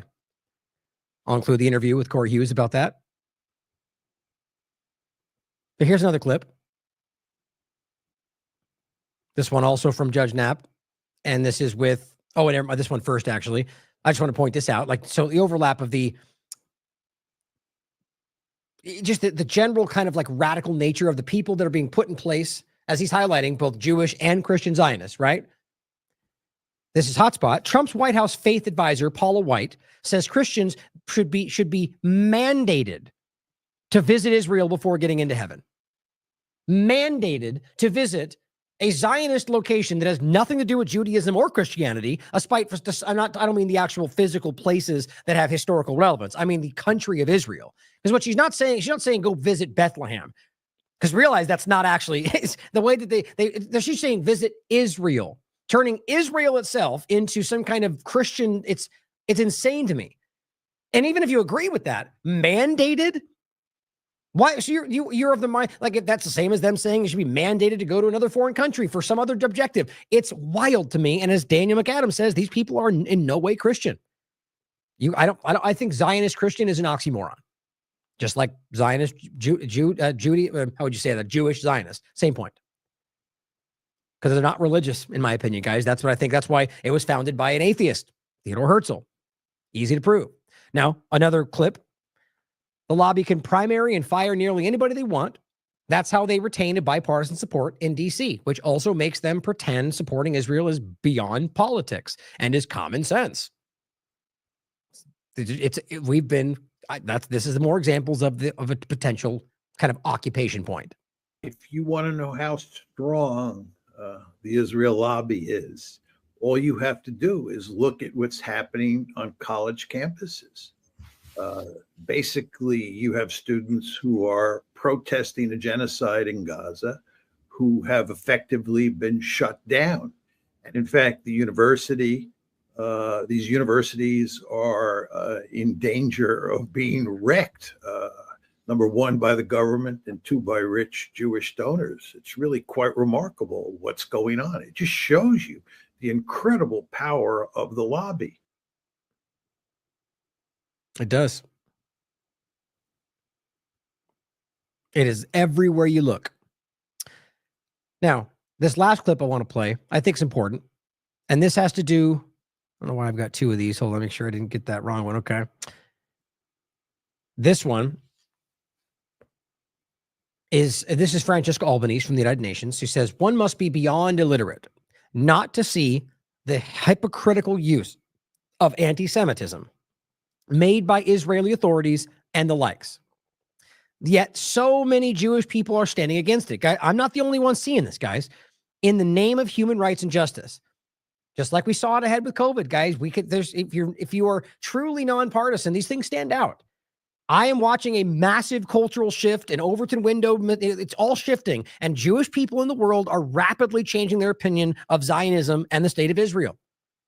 Here are 7 out of 10, or rather what it says is 7 out of 10 examples of anti-Semitism that came in the IHRA definition, that's the Holocaust Remembrance Alliance, of anti-Semitism are about criticizing Israel, which, if you understand it, is not about Judaism. This is what's so interesting about it. But even if you do believe it's one and the same, that's not you'd make it about criticizing Judaism, right? If that was the claim.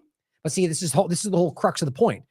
Jewish scholars are defying the flawed IHRA definition. Now, regardless of your thoughts about anything else, I'm never arguing that people should be censored for anything. There is no limit to speech, in my opinion, guys. This is absolute free speech. The reality of people's actions are on themselves. Now, obviously, there are broken laws in place, so consider that. My point is that in this case, regardless of allegations of anti-Semitism or why that should be protected one way or the other, the point that this is making is Jewish people calling out the lie that they're using around anti-Semitism to suppress speech, and that they're using flawed definitions to do so. 17th of April, dozens of Jewish scholars of the Holocaust and genocide, scholars of anti-Semitism, of Jewish history, of Palestine, Israel, defied the IHRA definition of anti-Semitism. Watch their statements firsthand. I'm here because I'm so outraged by the fact that claims for Jewish safety are used to assault the safety, freedom, and humanity of Palestinians and academic integrity and rigor. The IHRA definition essentially says it's anti-Semitic to criticize Israel, that it's anti-Semitic to call for Palestinian rights, which of course is not true. This definition gives 11 examples of supposed anti-Semitism, but 7 of these examples are actually criticism of Israeli policies. Now, just right there alone, by saying that, does that make her a racist Jew hater as a Jewish person herself? How ridiculously comically stupid this is. Now, you could argue she's wrong, right? But what she's simply saying is, well, I care about Palestinian human rights. And you're telling me that I'm not allowed to say that? That makes me a racist person? That makes me an anti-Semite? I mean, it's just so clumsy. And for a long time, this worked because of powerful influence. But what this needs to show us today, in my opinion, is that despite basically all-consuming powerful influence and stacked government control, that you can make a difference. That your voice and your coverage and our work and what we're doing is breaking through, and that's why this is so problematic for the power structure. Now, it's certainly possible that we're doing what they want us to do. Like I'm never saying we know for sure. We just have to always do what we believe is right. That's what your guiding principle, at least mine, is always doing, is what I believe is right, what I believe is in line with my values, my principles, and fighting for people that don't have a voice. But just recognize that as this seems to be even more powerful, at least in regard to government power, I've never seen more people waking up to the problem, which is because of you listening right now.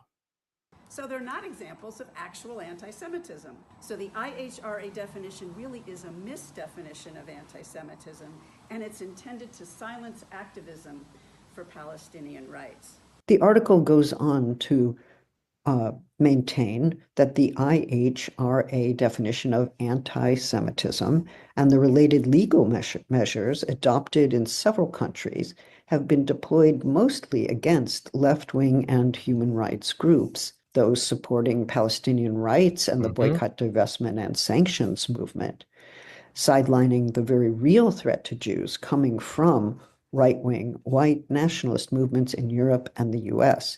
And you see, that's her perspective on this. I disagree. I mean, clearly that's part of it. Obviously, there's a racist vein that's undeniable, but it's just as prevalent for different reasons and different framing on the left.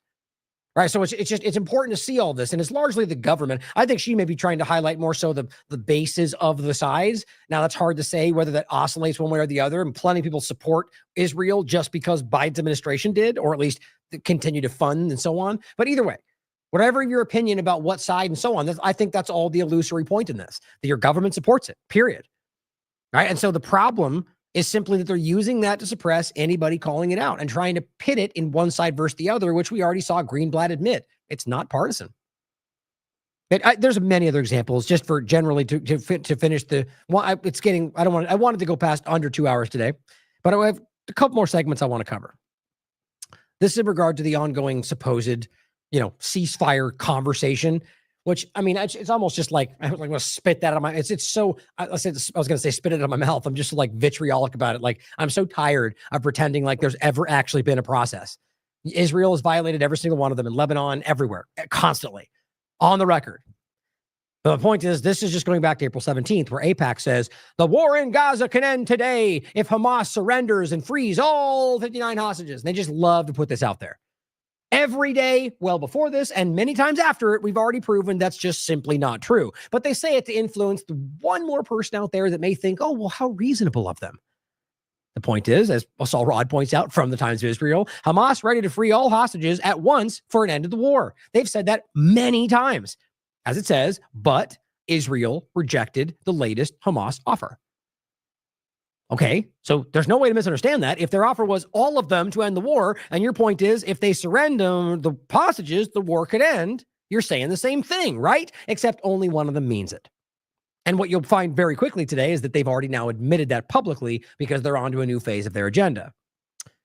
But here is a Haaretz article. It says the official position of the Israeli government is that the war cannot end in a hostage exchange. Despite for the entire year plus saying that. Why? Because it would interfere with the goal of completely destroying and expelling the population.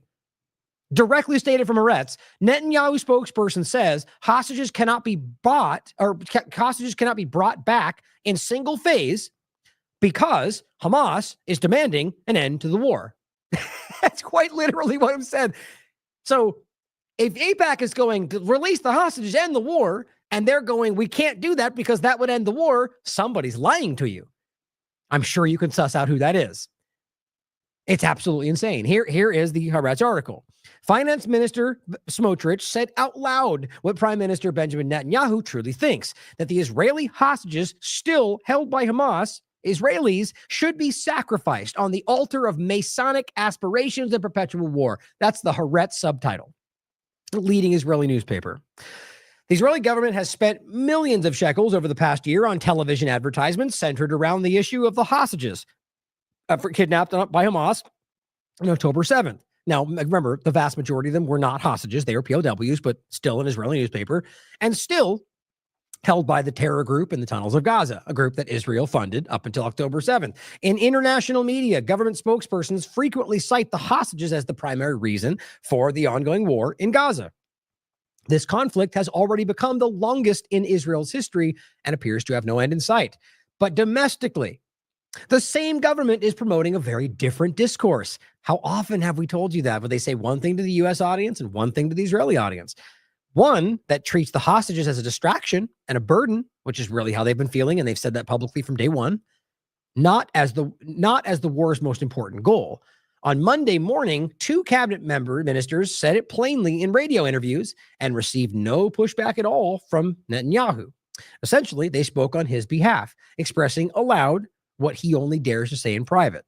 The most transparent member of the government is also its most fanatical and Masonic figure, Smotrich. He stated on a right-wing radio station that while returning hostages to their families is important, it is, quote, not the most important goal.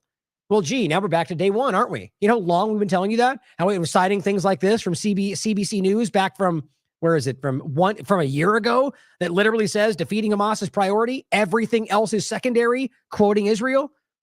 And that got crazy pushback from their people. And they just wiped this from memory and said, never mind. It's all about the hostages. They just read the room and just jumped to the next argument, which is what they always do. Incredibly reactionary, pretending like you can't just look at what they just said. It's infuriating how dumb and obvious this always has been and is right now. So they're just going, now they're telling you it's not what we're doing this for. And that's what the families know in Israel and are calling them out for. Also worth pointing out, the Messianic figure, right? That's the religious Zionism perspective. That gets called out in Israel by a lot of their population. That is currently like the stacked Trump administration. Just consider how weird that is and why we don't get as much pushback in this country.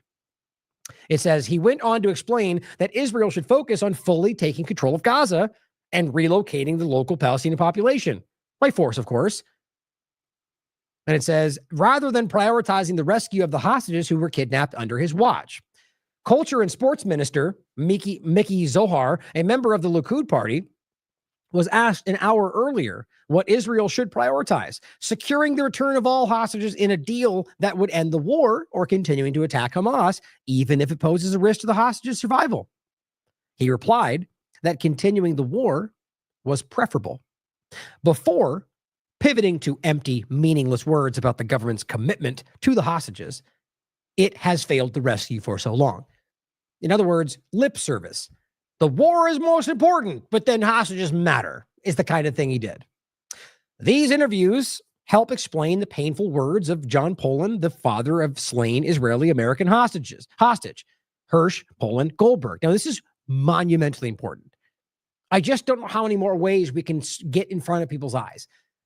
That the only group right now pretending like this is what the narrative is the U.S. government, Israeli government, and the people that support them. Like the government entities, like other governments, small factions of Zionist extremists.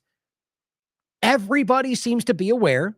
And I mean this because it's clearly the majority in this country and everywhere else. And in Israel is my point.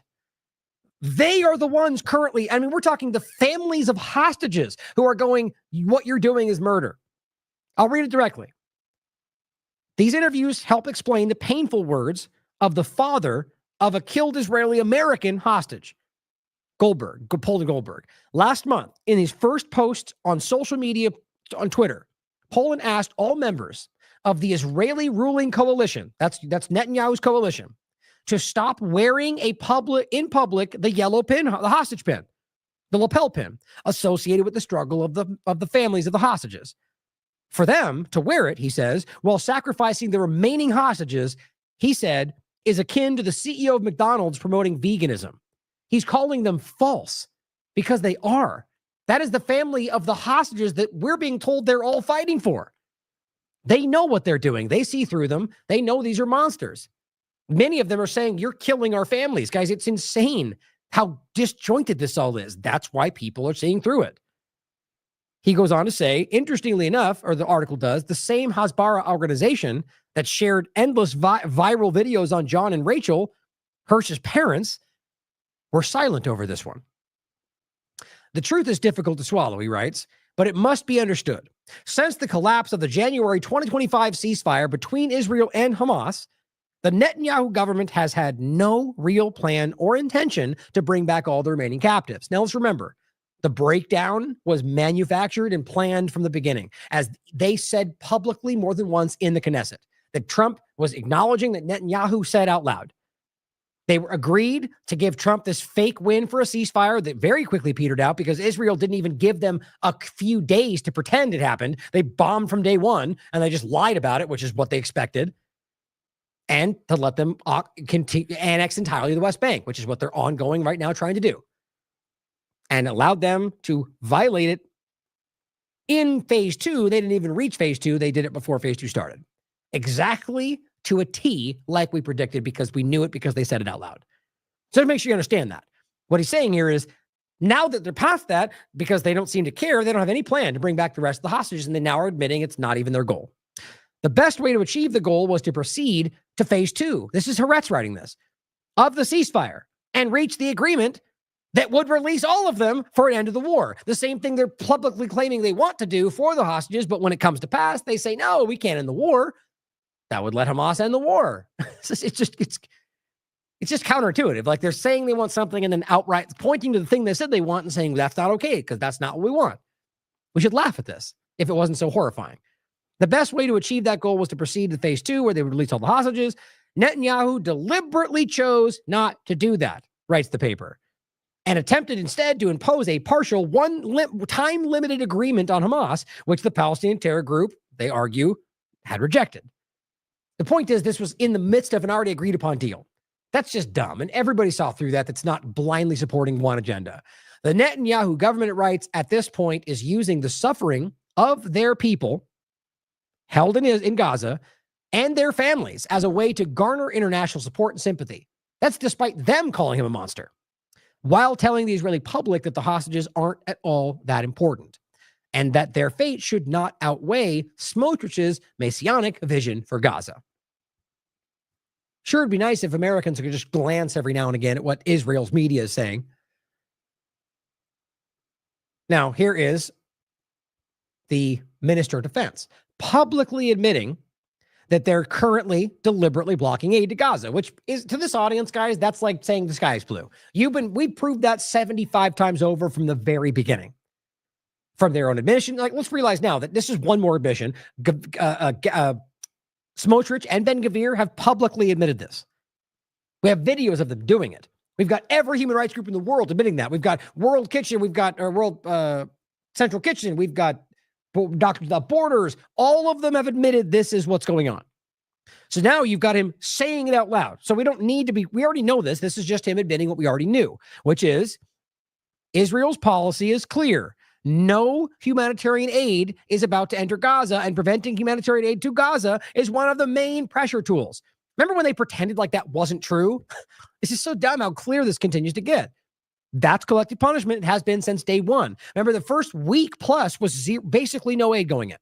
Now, I think it's been over 50 days. Nothing. Children are literally starving to death, like they have been for a very long time. Here's a sad shot of one of these children suffering. Since the 2nd of March, 2025, Israel has weaponized starvation as a form of collective punishment. No aid has entered Gaza for almost 50 days. Here's Haaretz as well, citing the obvious. Israel must stop starving Gaza. This is from April 17th, 2025. It reads, under the auspices of Israel's nightmare government and the Trump administration, Israel's starvation of more than 2 million Palestinians, I argue there's not that many left, quite frankly, has been fully normalized. While during the first year of the war, official Israeli sources occasionally claimed the conflict was not aimed at Gaza's civilian population. And now remember, despite the people like Orson Barksy and Elon Levy like calling it a hoax, and then lying and getting caught lying about all the bread and everywhere and bakeries are flowing and no, they've got bombed and we could prove they were destroyed last month. Things like that. Just blatantly lying and citing, what is it? CCOT's in my mind, but it's COGAT, the group that's supposed to be in charge of humanitarian aid, but really is an arm of the intelligence apparatus of Israel and has blatantly been caught putting out false information about exactly what their job is, humanitarian aid. But it says that they were occasionally pretending like it wasn't about the civilians and that efforts were being made to, meet their basic needs, despite before that provably saying that we wanted to go the caloric intake being down to a minimum. But it goes, in recent months, the starvation, this is their direct statement, the starvation has become an openly declared policy and even a source of public pride, or source of pride for the government, rather. Wild. So we can establish that we were right the whole time? Yeah? Okay. The policy is based on a populist and false narrative that links humanitarian aid for Gazans to Hamas's military capabilities. The result is continuing humanitarian crime. All right, so they're lying is the point. But people are allowing children to starve to death because Israel wants to lie to you. Mohammed Shihada points out the same article and says, when did the genocide deniers suddenly disappear after yelling for months that Israel was not starving Gaza and there is no famine? Oops. Right? That's Elon Levy. That's the rest of them. And that point, they're not even hiding. They'll lie about the new thing today. Their job is to just keep lying to you. Now that Israel openly brags about weaponizing starvation, those soulless grifters went silent on this. Now, maybe they did. Frankly, though, they're not going to go away. Now, here is a fat Israeli telling you that they're feeding all the Gazan people more than they've ever gotten food in their life.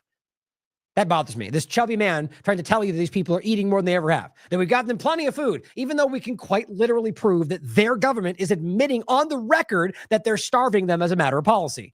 But see, this is how it works. This is what the Israeli propaganda does. They say they don't even admit these things, but then say things outwardly different, just like the Trump administration is currently doing. And then their base, all their Zionist rabid followers, speak up and say that's the thing. They've got more food than ever. Again, despite them admitting that they're doing this, or the evidence being overwhelmingly clear from everywhere you look. Famine is imminent. 1.1 million people experience catastrophic food insecurity. Here's the most current report from April 15th, just to show you the basic statistics, which have only gotten worse. 91% of the population has been projected to face high levels of acute food insecurity. Phase 3, crisis. 876,000 people, almost 1 million people, are facing level 4. There's only 5 levels. 345,000 people facing catastrophic food insecurity. That's famine level.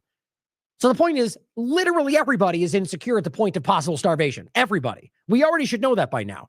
82% of croplands, 55% of farm irrigation systems, 78% of greenhouses have been damaged. Now, I argue that's as of February. I argue that's gone at this point. By design, they're aiming at these things. But there's all these are important, guys. Everything they're doing, they're targetedly destroying this country. Now, Howard Beckett writes, the Israeli spokesperson, David Menser, enough food in Gaza to fuel an obesity epidemic. That's my point. Not just saying, no, they have enough food, but having to lie over the top of all of it. They can't stop holding out their hands, this guy just said. Think about what a monster this person is to say something like that while they know what they're doing. Well, they just admitted publicly that they're doing it to make them out to be people with their hands out, asking, or like RFK Jr. saying the most pampered people in the world. It's disgusting. Hamas have hoarded for months and months of supplies. Proven by literally everybody not to be true. By the US government, by the UK government. They've come out and made in every human rights group. It's not true. They're lying about that. They have enough food to fuel an obesity epidemic. But the only people we see getting fat are Hamas themselves. No one is going hungry in Hamas. The supplies are... And you know what's important to point out? Neither are the people that they're keeping safe that you're trying to kill, otherwise known as your hostages or your POWs, who have every single one of them has admitted to being fed whilst children are starving in Gaza. Now, let's be clear. The only food that's coming through is being used by people like that, in that case of keeping hostages fed and themselves included, but also by the Gazan people that are getting the minimal things that are coming through.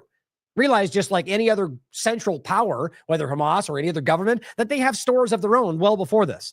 The average Gazan that has their house exploded yesterday does not. The point is, you can clearly prove that they are restricting this and have been from day one, which has constantly from day one never met the bare minimum to maintain to stave off a worse circumstance. They were already food insecure. 500 a day was to maintain that. They never reached that since over a year ago. So it's always been a slow decline unless they do things like this, which is 50 days of nothing, which is a rapid decline. And all they can do is say, they're just going to take it all. Well, we can prove that what you're doing is either not bringing it in, or when you do, killing people to take it, or I mean, let's put it to make it simple for people that aren't following this. The Israeli government, proven by pretty much everybody, including Egypt calling them out in the beginning, have been the ones bombing trucks and stopping it from coming in. That's the simple reality. And this guy standing there wants you to believe that they've done everything that everyone else, including themselves, have now admitted they haven't done. There, but Hamas don't share. If the criminals of Gaza won't reach out their hand to release our people in peace, then they can stop reaching out their hand to take. Despite offering peace many times that Israel has refused many times. Simple and easy to prove. We literally just showed you their own statements, right? But this guy is a liar. And of course, you know, the English accent really screams Israeli citizenship, right? Like, it's just so funny how you got a Polish leader, a UK representative. Like, we need to recognize how much of this is an obvious illusion. Next point. Oh, well, this one as well. I almost forgot about this, which shouldn't surprise you, seeing as how Huckabee is a out of a like raging Zionist administration. He is at like the biblical Zionist level, which is terrifying. Him and Hegseth are right up there. So we have the reports we just showed you. The Israeli government openly saying that they're going to do this. Their policy is starvation. And guess what Mike Huckabee has to say? Hello, I'm Mike Huckabee, U.S. Ambassador to Israel. This past weekend, Dr. Hanan Balki, who is the regional coordinator for the WHO for the Eastern Mediterranean region, called upon me to put more pressure on Israel to bring humanitarian aid to the people of Gaza. Right. You know, the group that's not doing it. That's pretty simple. I appreciate the message from Dr. Balki. And today, what I would like to suggest is that we work together on putting the pressure where it really belongs, on Hamas. Gee, who could have seen that coming? So the group, WHO, or whoever else, despite you always wanted to go, that is, if they say what we don't like, then they are Hamas. I mean, that ship has sailed. Everyone sees through that at this point. The point is clearly that they're saying, we know what's happening. We can see the trucks not going in. We know we have the crossing points and the evidence. We know what's happening. And Israel's now admitted they're doing that. Okay. So pressure Israel to do the thing. And your response is to pressure Hamas to do what? To do whatever we want, and therefore we'll then give you the food? Well, yeah, that's called collective punishment. Everything they do is a crime. This person with the yellow pin on, who is a blind Zionist, who's working in the U.S. government, is actively fighting for a foreign country. To give us the opportunity to open up those humanitarian channels. Nope. Proven 45 times over. I'm willing to bet you Mike doesn't even know that. Have you ever been? The point is, clearly, the guy is not aware of the documented evidence of reporters, of human rights groups, showing them literally not letting the food in and then claiming Hamas is responsible, or letting food in and opening fire on the trucks and claiming Hamas did so. The evidence around this is completely nil. They've been caught 45 times over lying about this. But he wants you to blame Hamas because that's his job. So we call upon Hamas to sign an agreement. Oh, you mean like the many times they've offered agreements for that exact outcome that Israel denied? It's insulting to your intelligence to pretend like this is going to be any different when Israel just said we don't want to sign an agreement because that means the war ends. This is only aimed at a certain category of people that they want to blindly influence using the religious overlap or the blind support for their party or the blind support for the government. Anybody with any kind of wherewithal is going to recognize that what he's saying is perfectly false. So that humanitarian aid can flow into Gaza to the people who desperately need it. When that happens and hostages are released, they just offered that, they turned it down, which is an urgent matter for all of us, then we hope that humanitarian aid will flow and flow freely. Right. So he just literally admitted to the fact that we're withholding that until you do what we want. Now he said, open those channels. The channels are open. They've been open for a long time, aside from when Israel bombs them, by the way, which happened in the very first week of this. But that's the reality. So he admitted to the starvation campaign. And let's not forget, guys, that means that the people that are Israeli are suffering. It also means that the Americans there are suffering. Whatever nationality, it shouldn't matter more. It's all human life. The point is that these are American representatives who are enacting a policy that will directly cause the potential death of Americans for Israel, or rather in the interest of Israeli agendas. That's what you get when you elect Zionists. Now, what's going on in Gaza on the ground? Some hard things to see, but I think it's important to understand. Francesca Albanese says, citing a doctor on the ground from an electronic intifada report, Gaza is an experiment. Says the sadism is in fury Israel has unleashed on the Palestinian people is appalling, she writes. Those denying the genocide should follow the account which DCI Palestine, Defense for Children. Not a day passes without Israelis killing, maiming, torturing Palestinian children, including in the West Bank. The game is erasure. Here's what Electronic Intifada said. In northern Gaza, Dr. Izzeddin Shahab, who has been narrating this genocide on social media while caring for his patients, stated earlier this week that, quote, after 556 days, Gaza is no longer a place. It is an experiment, a question posed to humanity. How long can a population be bombed, starved, and displaced before it ceases to exist?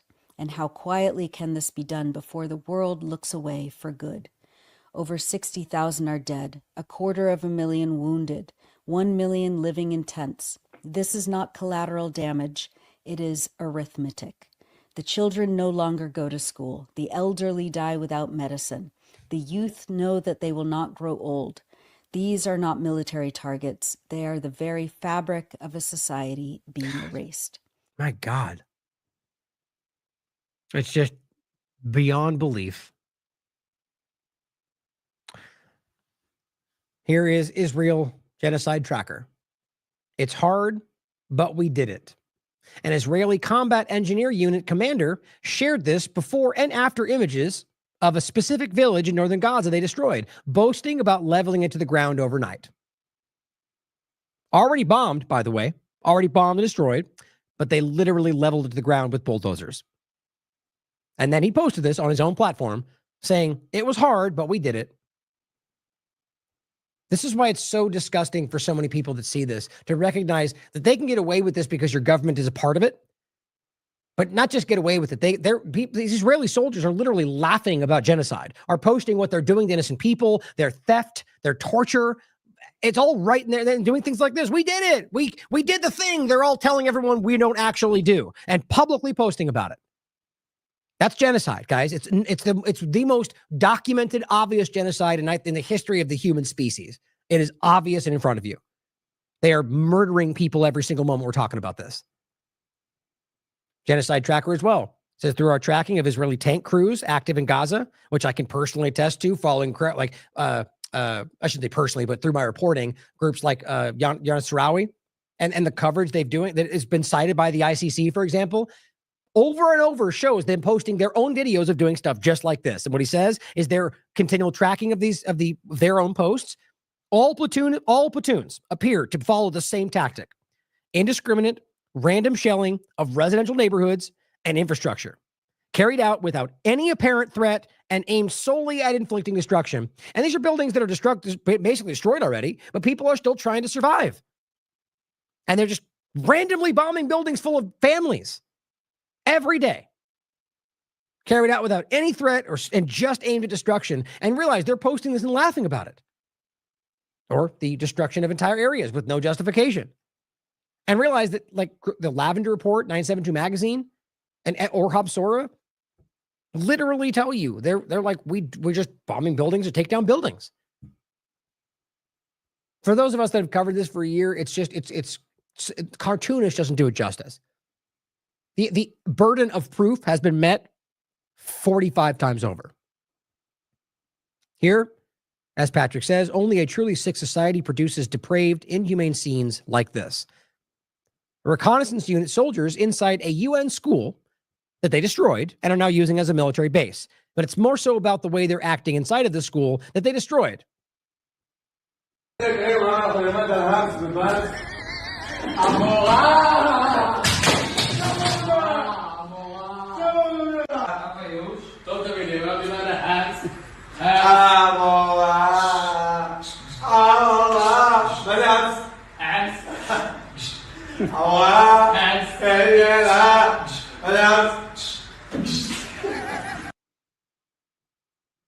So again, a school being used as a military base, which is a massive crime, that was destroyed, and now they're making fun of it.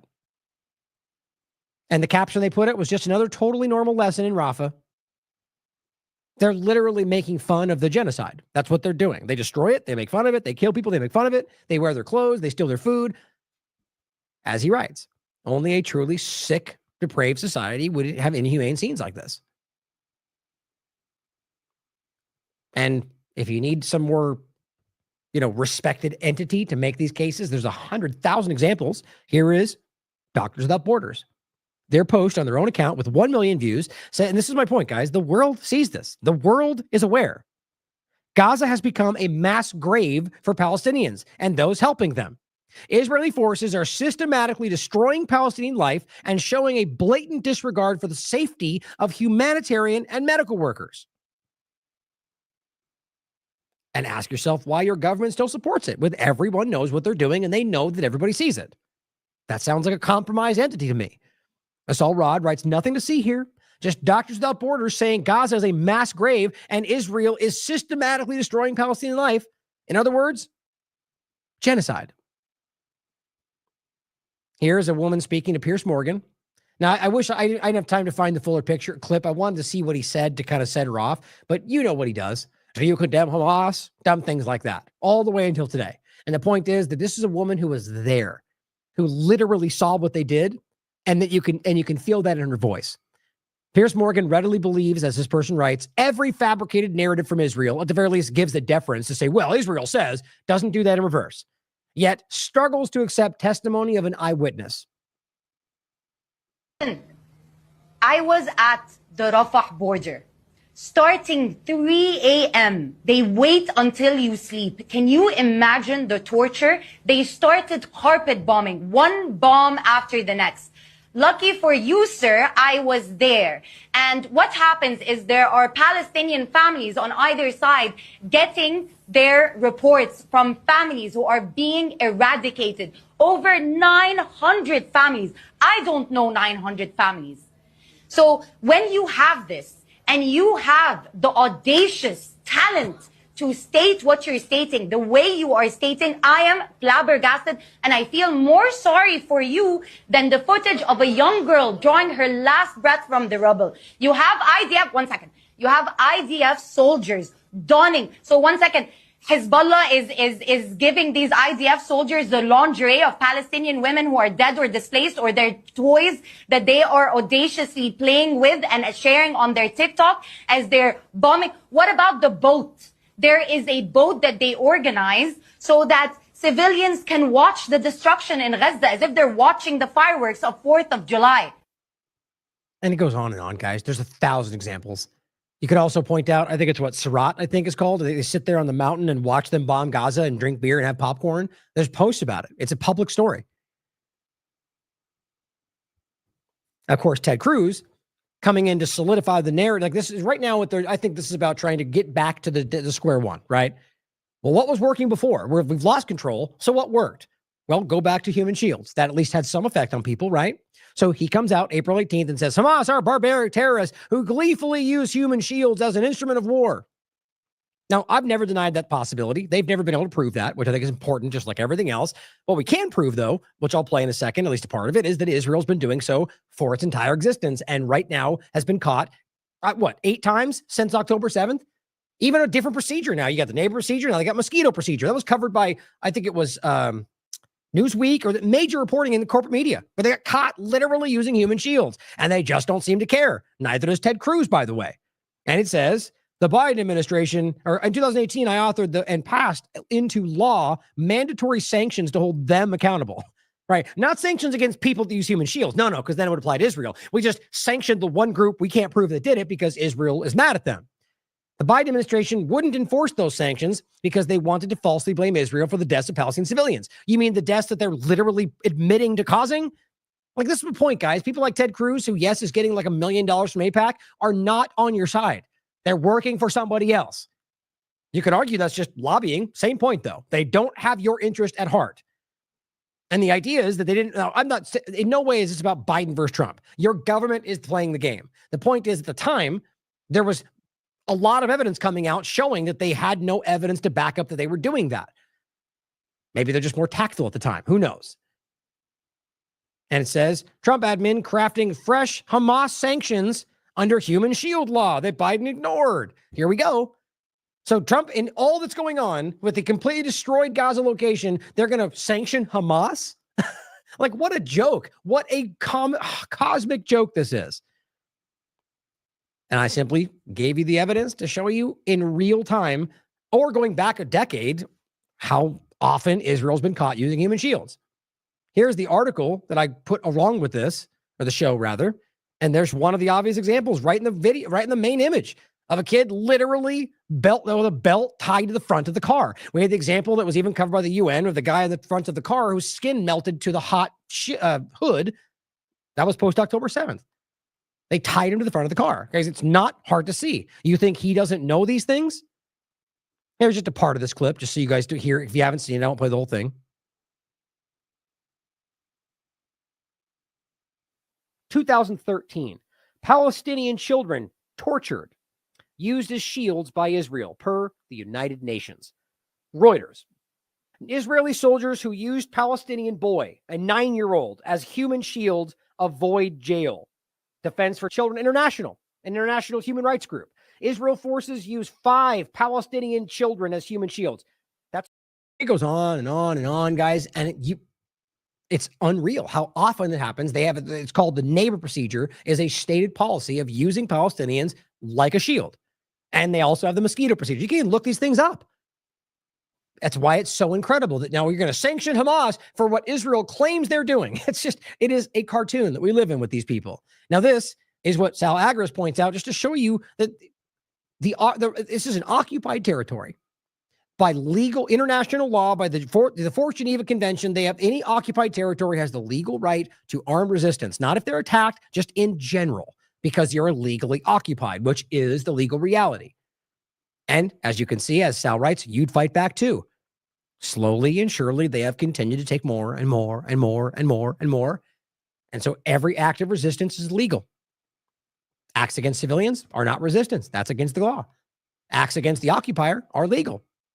IDF members are legal, because it's the reality, whether it's Hamas or PIG or Mossad agents acting for, the point is anybody over there acting in that context is a legal act. They're using that, though, in their manufacturing events and everything else we've talked about. The point is everything they've done from the foundation of this, but really just October 7th forward, has been they're masquerading. It is a manipulation. And if you need more evidence of how they constantly lie to you in every single point, let's reiterate one more time the ongoing absurdity of the killing of the medics in the West Bank. Like here's what's crazy about this is an example. Hold on, Shireen, I thought it was how it was spelled. What? I could have swore you spelled it.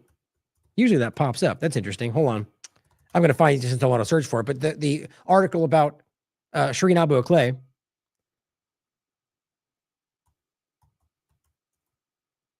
Did I misspell it before? Was that why? Something's going on with the site, I think. Oh, well, I'll grab it and try to find. The point was that's an example where they got caught lying and just continued to lie about it. There it is. I don't know why they didn't pop up. It's so weird. Here it is. And I'm pretty sure I was. Oh, no, that's why. It's an I. I think I was spelling it wrong. The point is here, Israel covered up the murder of Shireen Abu Akleh with U.S. help. Now, this story was ridiculous. So they lied outright. It was Hamas, Palestinians. And then eventually it got pulled back. No, it was I forget how it evolved, but it became another lie. Then it became, no, it ricocheted off the wall. No, and it turned out they just accidentally shot her. Like it just one more point at a time, they eventually just admitted and said it was actually, we did it, but it was a mistake. Every day this happens. And that's not just accident, that's lies. That is very vivid, easily seen by a child lies. And yet the establishment of all these governments acted like it all made sense because compromised. That's important to understand how easy this is, but how simple this is when you control the government influence. But on this side of it, same story, where you had this, where they killed medics. They tried to cover the ambulance. They tried to bury it. Then they killed more medics that came to try to uncover that. And this is the same thing. And then from that point forward, they've lied. They've deflected. They've covered it up. Then it became, well, no, that was other people. Oh, no, wait, we actually did it, but it was a mistake. Now it's come all the way around to, oh, it was a professional failure. That's what they wrote yesterday. A professional failure led to killing of Gaza medics. That's how this ends up when they know they can't get away from it. It's insane. He says only Israel could shoot 15 paramedics, bury them in mass graves, crush their ambulances, lie about the entire thing, and then label it a misunderstanding. This isn't just a massacre. It's a chilling reminder of how power distorts truth and dehumanizes lives. Saul Rod says, look at how Israeli media presents the statements of a military that is currently committing genocide and repeatedly lied about this specific horrific war crime. Israel says is not journalism. They're helping to cover up the deliberate slaughter of Palestinian medics. Operational misunderstandings. You see, now it's a professional mistake or whatever they're saying. Professional failures. That's the current one. Wild. And Alan McLeod writes, professional failure is when you show up late to work, not when you murder 15 doctors and then bury them along with their ambulances to hide the evidence. Yeah, you'd think that would be easily understood. And Hazma M. Saeed writes at 3:57 a.m., the IDF killed paramedics. At 5:06 a.m., the IDF killed more paramedics. At 5:18 a.m., the IDF killed a UN worker. Part of the story. Conclusion of the IDF investigation: there were no violations of the IDF's code of ethics during the incident. That's what they wrote. This is IDF ousts officer after killing 15 workers. You see, they're trying to appease the masses that see through their lies. The point is, no violations of the IDF code of ethics. Well, maybe that's the actual truth because they don't care about those things, or maybe it's because they're lying about violating their code. You can decide. The point is, they did all those things. And here's where we're at. Oopsie. Pulling a Bukele, right? Oopsie. We didn't mean to kill those people. Can we move on? Kill some more? Well, Trump says yes. Biden says yes. Now, a few more horrifying realities in West Bank. Mariam Barghouti writes today, Israeli settlers kidnapped, this was on the 20th, 2 Palestinian kids. Imagine not hearing that story. 2 children get kidnapped. A 3-year-old and his 12-year-old sister by Israeli settlers. This is while they were playing near their house in the West Bank. They took these kids, they tied them to a tree. Psychopath, who says, is no longer sufficient to describe Israelis. Now, look, there are Israelis that will speak out about this stuff. So I think it's more apt to say Zionist. Even though it's clear, I think it's the majority. That's the problem of government influence. But think about this. If this was in the U.S. or Israel, my God, anywhere in a Western nation, you'd probably hear it incessantly. I mean, if it was a illegal immigrant in this country, oh my God, we hear it for the next 10 years straight. The point is, in reverse, it's ignored. And this is what's funny. There's an Israeli account that goes, Grok, is this real? And they go, yeah, it's real. Reports from both Middle East Eye as well as a different outlet confirming it. And this person says, Grok, based on my previous knowledge of Middle East Eye, I believe it to be an unreliable source. It's particularly known for anti-Israeli propaganda. Do you have any basis to dispute that? I'm familiar with the group they cited. Can you assess? I'm unfamiliar, and just can you assess its reliability and impartiality? Here's what Grok said. I understand your concerns about Middle East Eye. It's rated left center and mostly factual by media bias and fact check with high credibility. But some criticize it for pro-Muslim Brotherhood and anti-Israel bias, partially due to alleged Qatari funding. These claims are debated, and it remains a credible source. Through its liberal lean, though its liberal lean may slant its framing like every other platform or other, one lean or the other. For the group, I think it's Maktub Media. No formal basis for factuality ratings exist from major evaluators. It focuses on human rights and minority issues, which may suggest a pro-Palestinian lens to some. Its reporting aligns with other sources on its incident, but it's reliable and less certain. Its reliability is less certain due to limited evaluations. I think it's funny that they're saying, people making fun of it down there for them repeatedly trying to go, but, that can't be real. It's getting owned by Grok. It's kind of funny, but the bottom line, not this one, but more continuing comments below the first one. They're simply saying, look, clearly there's reason to, their answer is question everything.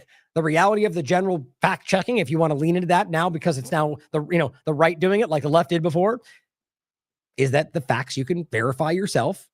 And overall, they seem to be reasonably credible, is what they said. The point is, this is being reported. This has to appear, and they've been kidnapping and torturing and raping and burning things down in the West Bank for a long time now, but aggressively since Trump took in power, because that was the agreement. Here's another example. Israeli forces stormed home in the town of Kfir Adik near Salfit in the occupied West Bank at dawn on Monday, searching for what they claim anyway is Ahmed Abdel Karim Adik, deputy secretary of the Fatah Regional Council. When they did not find him, his soldiers blindfolded and tied up his 12-year-old son. A different story. Not a joke. They tied up his 12-year-old son, also named Ahmed. Quds News reports the soldiers took a photo of the boy and sent it to his father over WhatsApp, threatening to arrest his entire family if he didn't turn himself in. Like most democracies do, right? The Israeli also reportedly forced the child to record a voice message pleading with his father to come, saying he was afraid to be arrested, beaten, or killed. This is the government we're dealing with. That is sadistic. That's disgusting. These people are wrong, guys. Everywhere we look, this is happening. And here are some of the settlers we're discussing. And this is an important clip, I think, for a few reasons. I'll put this head first. As Robert reported many times in the past, Israeli settlers consistently use arson attacks to burn Palestinians alive. One of many examples of what they're doing to people. This is a case of a child that you've already seen. His name was Ali. He was burned alive in a house burned down by Israeli settlers. Here they are chanting, Jewish extremists, this is Times of Israel, chant Ali's on the grill at the slain toddler's relatives as they walk by, literally making fun of them that they killed their toddler. Here they are dancing with Ben Gvir with an effigy of a baby, and they poke the child in the face, chanting Ali's on the grill. Those are the settlers you can see right there.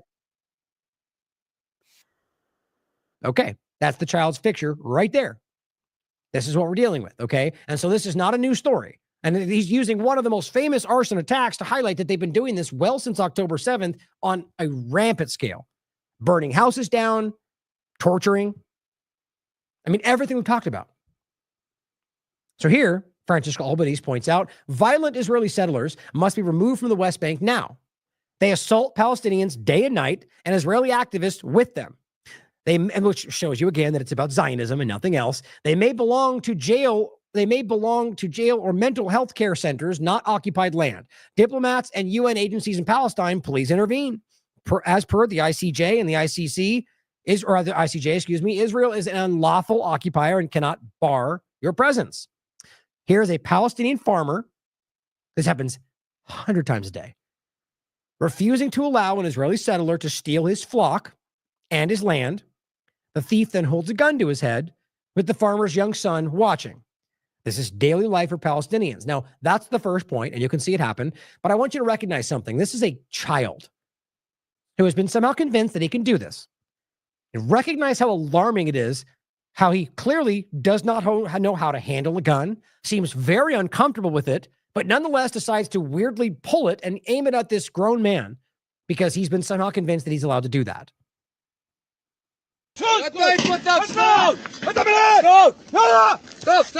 Okay, now watch.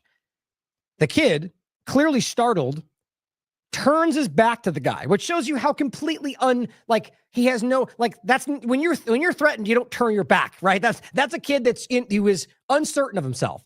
He turns away because he doesn't want to be seen trying to struggle with the gun from his belt.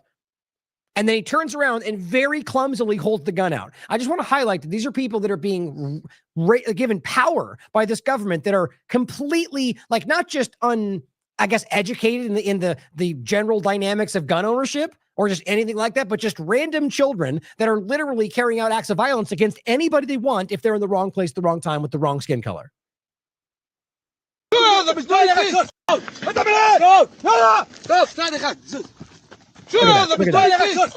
at that. Oh my God. The kid's going to shoot himself on accident, right? Or somebody else, and then no one will do anything about it.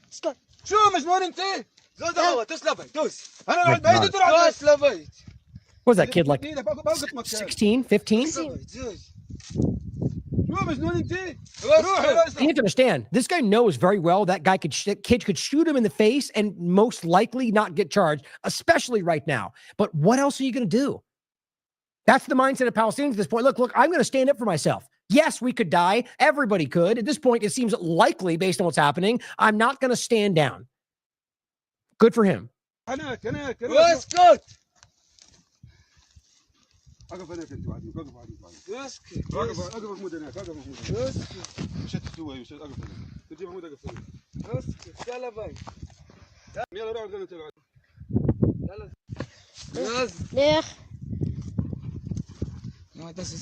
He's blocking him, basically. The kid's trying to grab what is theirs.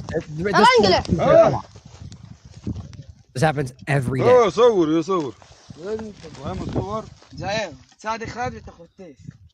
Jesus. That is just so crazy to me. The kid doesn't even know what he's doing. And clearly is just fronting, right? Acting like he's the guy doesn't back down.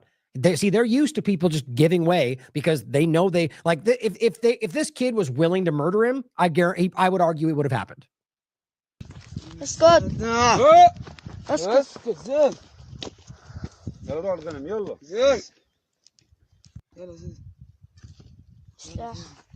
And things that happen all the time as well. They will Somebody run up and hit him in the back of the head with a stick or a bat, right? And they just go forward. Nothing happens. No accountability. And more often than not, IDF soldiers are with them. That is the truth. Look it up. It's very public. And that's what she says. They must be removed because this is illegal, what they're doing. Now, in the West Bank as well, the Israeli army has just gassed to death a 46-year-old Palestinian man during a terror raid by settlers on the town of Sinjil in the north of Ramallah. Now, that's, again, another example of why their so-called tear gas they use is not it's a biological weapon. Abby Martin has done reports about this. That's not what tear gas, like they gas the area to go in for this agenda, and then somebody just dies from the gas they use. Or you can see during the March of Return, random people would have seizures or never recover, be in coma, like all sorts of crazy stuff. Maybe it's different things every time. I don't know. But it's either way. How is that okay right now? West Bank is occupied territory. And they're just grabbing territory, having raids, burning down homes, bulldozing areas, tearing up the streets. Yeah, just like Gaza. Because this, like we told you, that was the plan, like they actually told you, if you would listen to what they said, as opposed to corporate media in the U.S. telling you what they said. Israeli army is gassing people to death in the West Bank, it says. Now here is just an important overlap, showing you that Israeli army, IDF reservists, are in almost an unprecedented way refusing to go to service. It's happening everywhere, guys. Israeli army faces growing dissent. I will never again serve under this government. Now, of course, that could change with a new government. Maybe it's not about the Palestinians, but I know there is a part of that. There's people speaking up about it. And here is a larger example. Israel exposed, and there's a lot of proof of this in Israel, elsewhere, UK, US, Orthodox Jewish communities that are actively calling out that Zionism is not Judaism, that Israel does not represent the Jews. It is a Zionist project. And this says crowds of Jews gather in Jerusalem to burn the Israeli flag. That's what this is. Notice how many of them there are when the camera switches. Now, just so you can see it, they're burning the Israeli flag, children, men, in Jerusalem. These are Orthodox Jews, like strictly adherent to the Jewish religion. And they turn the camera around. Look how many there are. Praising, or rather just specifically cheering the burning of this flag. Look at that. You have to understand, things are changing, okay? And they beat these people up in the streets, Zionists, every day. Now, Max Blumenthal reports from the Lebanon perspective. This is Daniela Weiss. From the very beginning was telling you we're going to take all of Gaza. And here we are, and they're taking Gaza. Like we all told you they would if we weren't ridiculous about it. Even though people lied and mainstream alternative media quibbled and Ben Shapiro said it wasn't going to happen. And, all the same things every time. She came out and said, we already have land picked. When Ben Gvir went to conferences where they were dancing up and down about what they were going to name them. Well, we're all liars, apparently. And here we are. Now, also Lebanon, which we already told you. She says, we will settle Lebanon. And he writes, this is why the U.S. and Israel want Hezbollah to give up its weapons. But they're from conferences about this. Ben Gvir, they're all part of it. They are already making names for areas in Lebanon. They're doing the same in Syria. They've already taken Syria, which is the last part. George Galloway writes, the Syrian al-Qaeda government, that's Hayat al-Sham, met with the genocide authority of Netanyahu yesterday in Abu Dhabi. Oh, weird. It's almost like they're working together, like we've been telling you from the very beginning. Congratulations to all involved, but especially to those who shilled for them. Exactly. It's absolutely disgusting, Said writes, yet completely unsurprising. That's what Operation Timber Sycamore was all about. Apologists for al-Qaeda, ISIS, and Jelani will always remain apologists. So terrorists that they've been telling you they've always been fighting have taken control of Syria because they've allowed that to happen. And then the moment they took over, the U.S. backs away. They now are pulling out of Syria. At least they're claiming it yet again. And Israel has pushed it even further. It's building bases, taking more territory. So Israel effectively took the territory that your government fought for a decade. Or, to really understand it, your government fought Israel's war like it's doing everywhere else. Vanessa Beeley, this is just some dark examples of what they're allowing to happen in this country, whether human trafficking, torture, ethnic cleansing, all the things they claim to fight everywhere else, or all the things they want you to believe that they want to stop because evil, bad Muslims, except here they are funding those Muslims. And really, the point being, I argue, clearly there are Muslim overlap in this, but the leadership, as Saudi Arabia admitted a long time ago, don't actually believe the religious mechanisms through which they manipulate others. Like the leaders of Al-Qaeda and ISIS and so on. Like these are people that are manipulating it. And I argue that comes from the same US, CIA, Israel, Mossad dynamic. The point though, the same things they want you to, the same things Laura Loomer wants you to believe. Every Muslim thinks and does. are the things that they're now cultivating in Syria. She'll never tell you that. All a white man left paralyzed and mute after Hayat al-Sham torture. That's the U.S. Israeli-supported entity. An Alawite man was left paralyzed and unable to speak after the militants injected him with diesel fuel. The video shows activist Nabeel Rajab, who met with the victim at the refugee shelter in Lebanon, saying, "We met this man during our visit to a shelter housing displaced Alawites. He's now nearly completely paralyzed." This is, I mean, they're torturing people, executing them in the streets. We've already shown you this. It looks weirdly identical to what the Azov movement did, and weirdly identical to what the IDF did in Gaza. Now, you probably already know there's a reason those things connect, because they're all part of the same agenda. Kevork Almassian, Giuliani's army is currently trafficking and sex enslaving Syrian Alawite women. Oh, we're all the Republicans, right? Now you've got a terrorist organization who's literally human trafficking women and selling them as sex slaves. Your government funded that, and the government you're defending is also funding that, and is currently on the ground with them as this happens. Shouldn't that matter? There's a lot of evidence going around about this. Here is also Eva Bartlett with a video. This is Syrian coast. Syrian government militants and troops are currently under the rule of al-Jilani and al-Shura. And it says the young woman was kidnapped yesterday, and now the kidnappers are calling her and her contacts to make her hear the cries for help. Here's a call to the family and her daughter, and you can listen to it. It's pretty, unnerving. The bottom line, guys, this is what they support. Or at the very least, that they just don't care about what happens to the people on the ground as long as they get what they want, which is what I believe is the reality. You just can't hide from this, guys. That's who they are. That's who they support. It's as transparent as anything's ever going to get. And just like every other conversation, you've got people at the high levels of influential kind of political movement who are just yelling something else. And I guess it works on some people. I believe that it's not working in the largest sense I've ever seen it. The people see it. People are calling it out.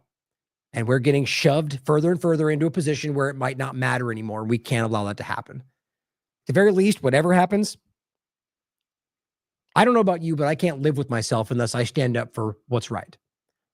When I see what's going on and I don't stand up and call it out, I can't sleep. I can't live with myself. I'm of the mind that most of you out there, whether listening to the show or not, want good things for the world, want to be a good person. Whether you achieve it or not, we all fall short, but that's what you want in your heart. And they abuse that. They find reasons to manipulate you into thinking what they want is what you want. And the truth is, they are not like you.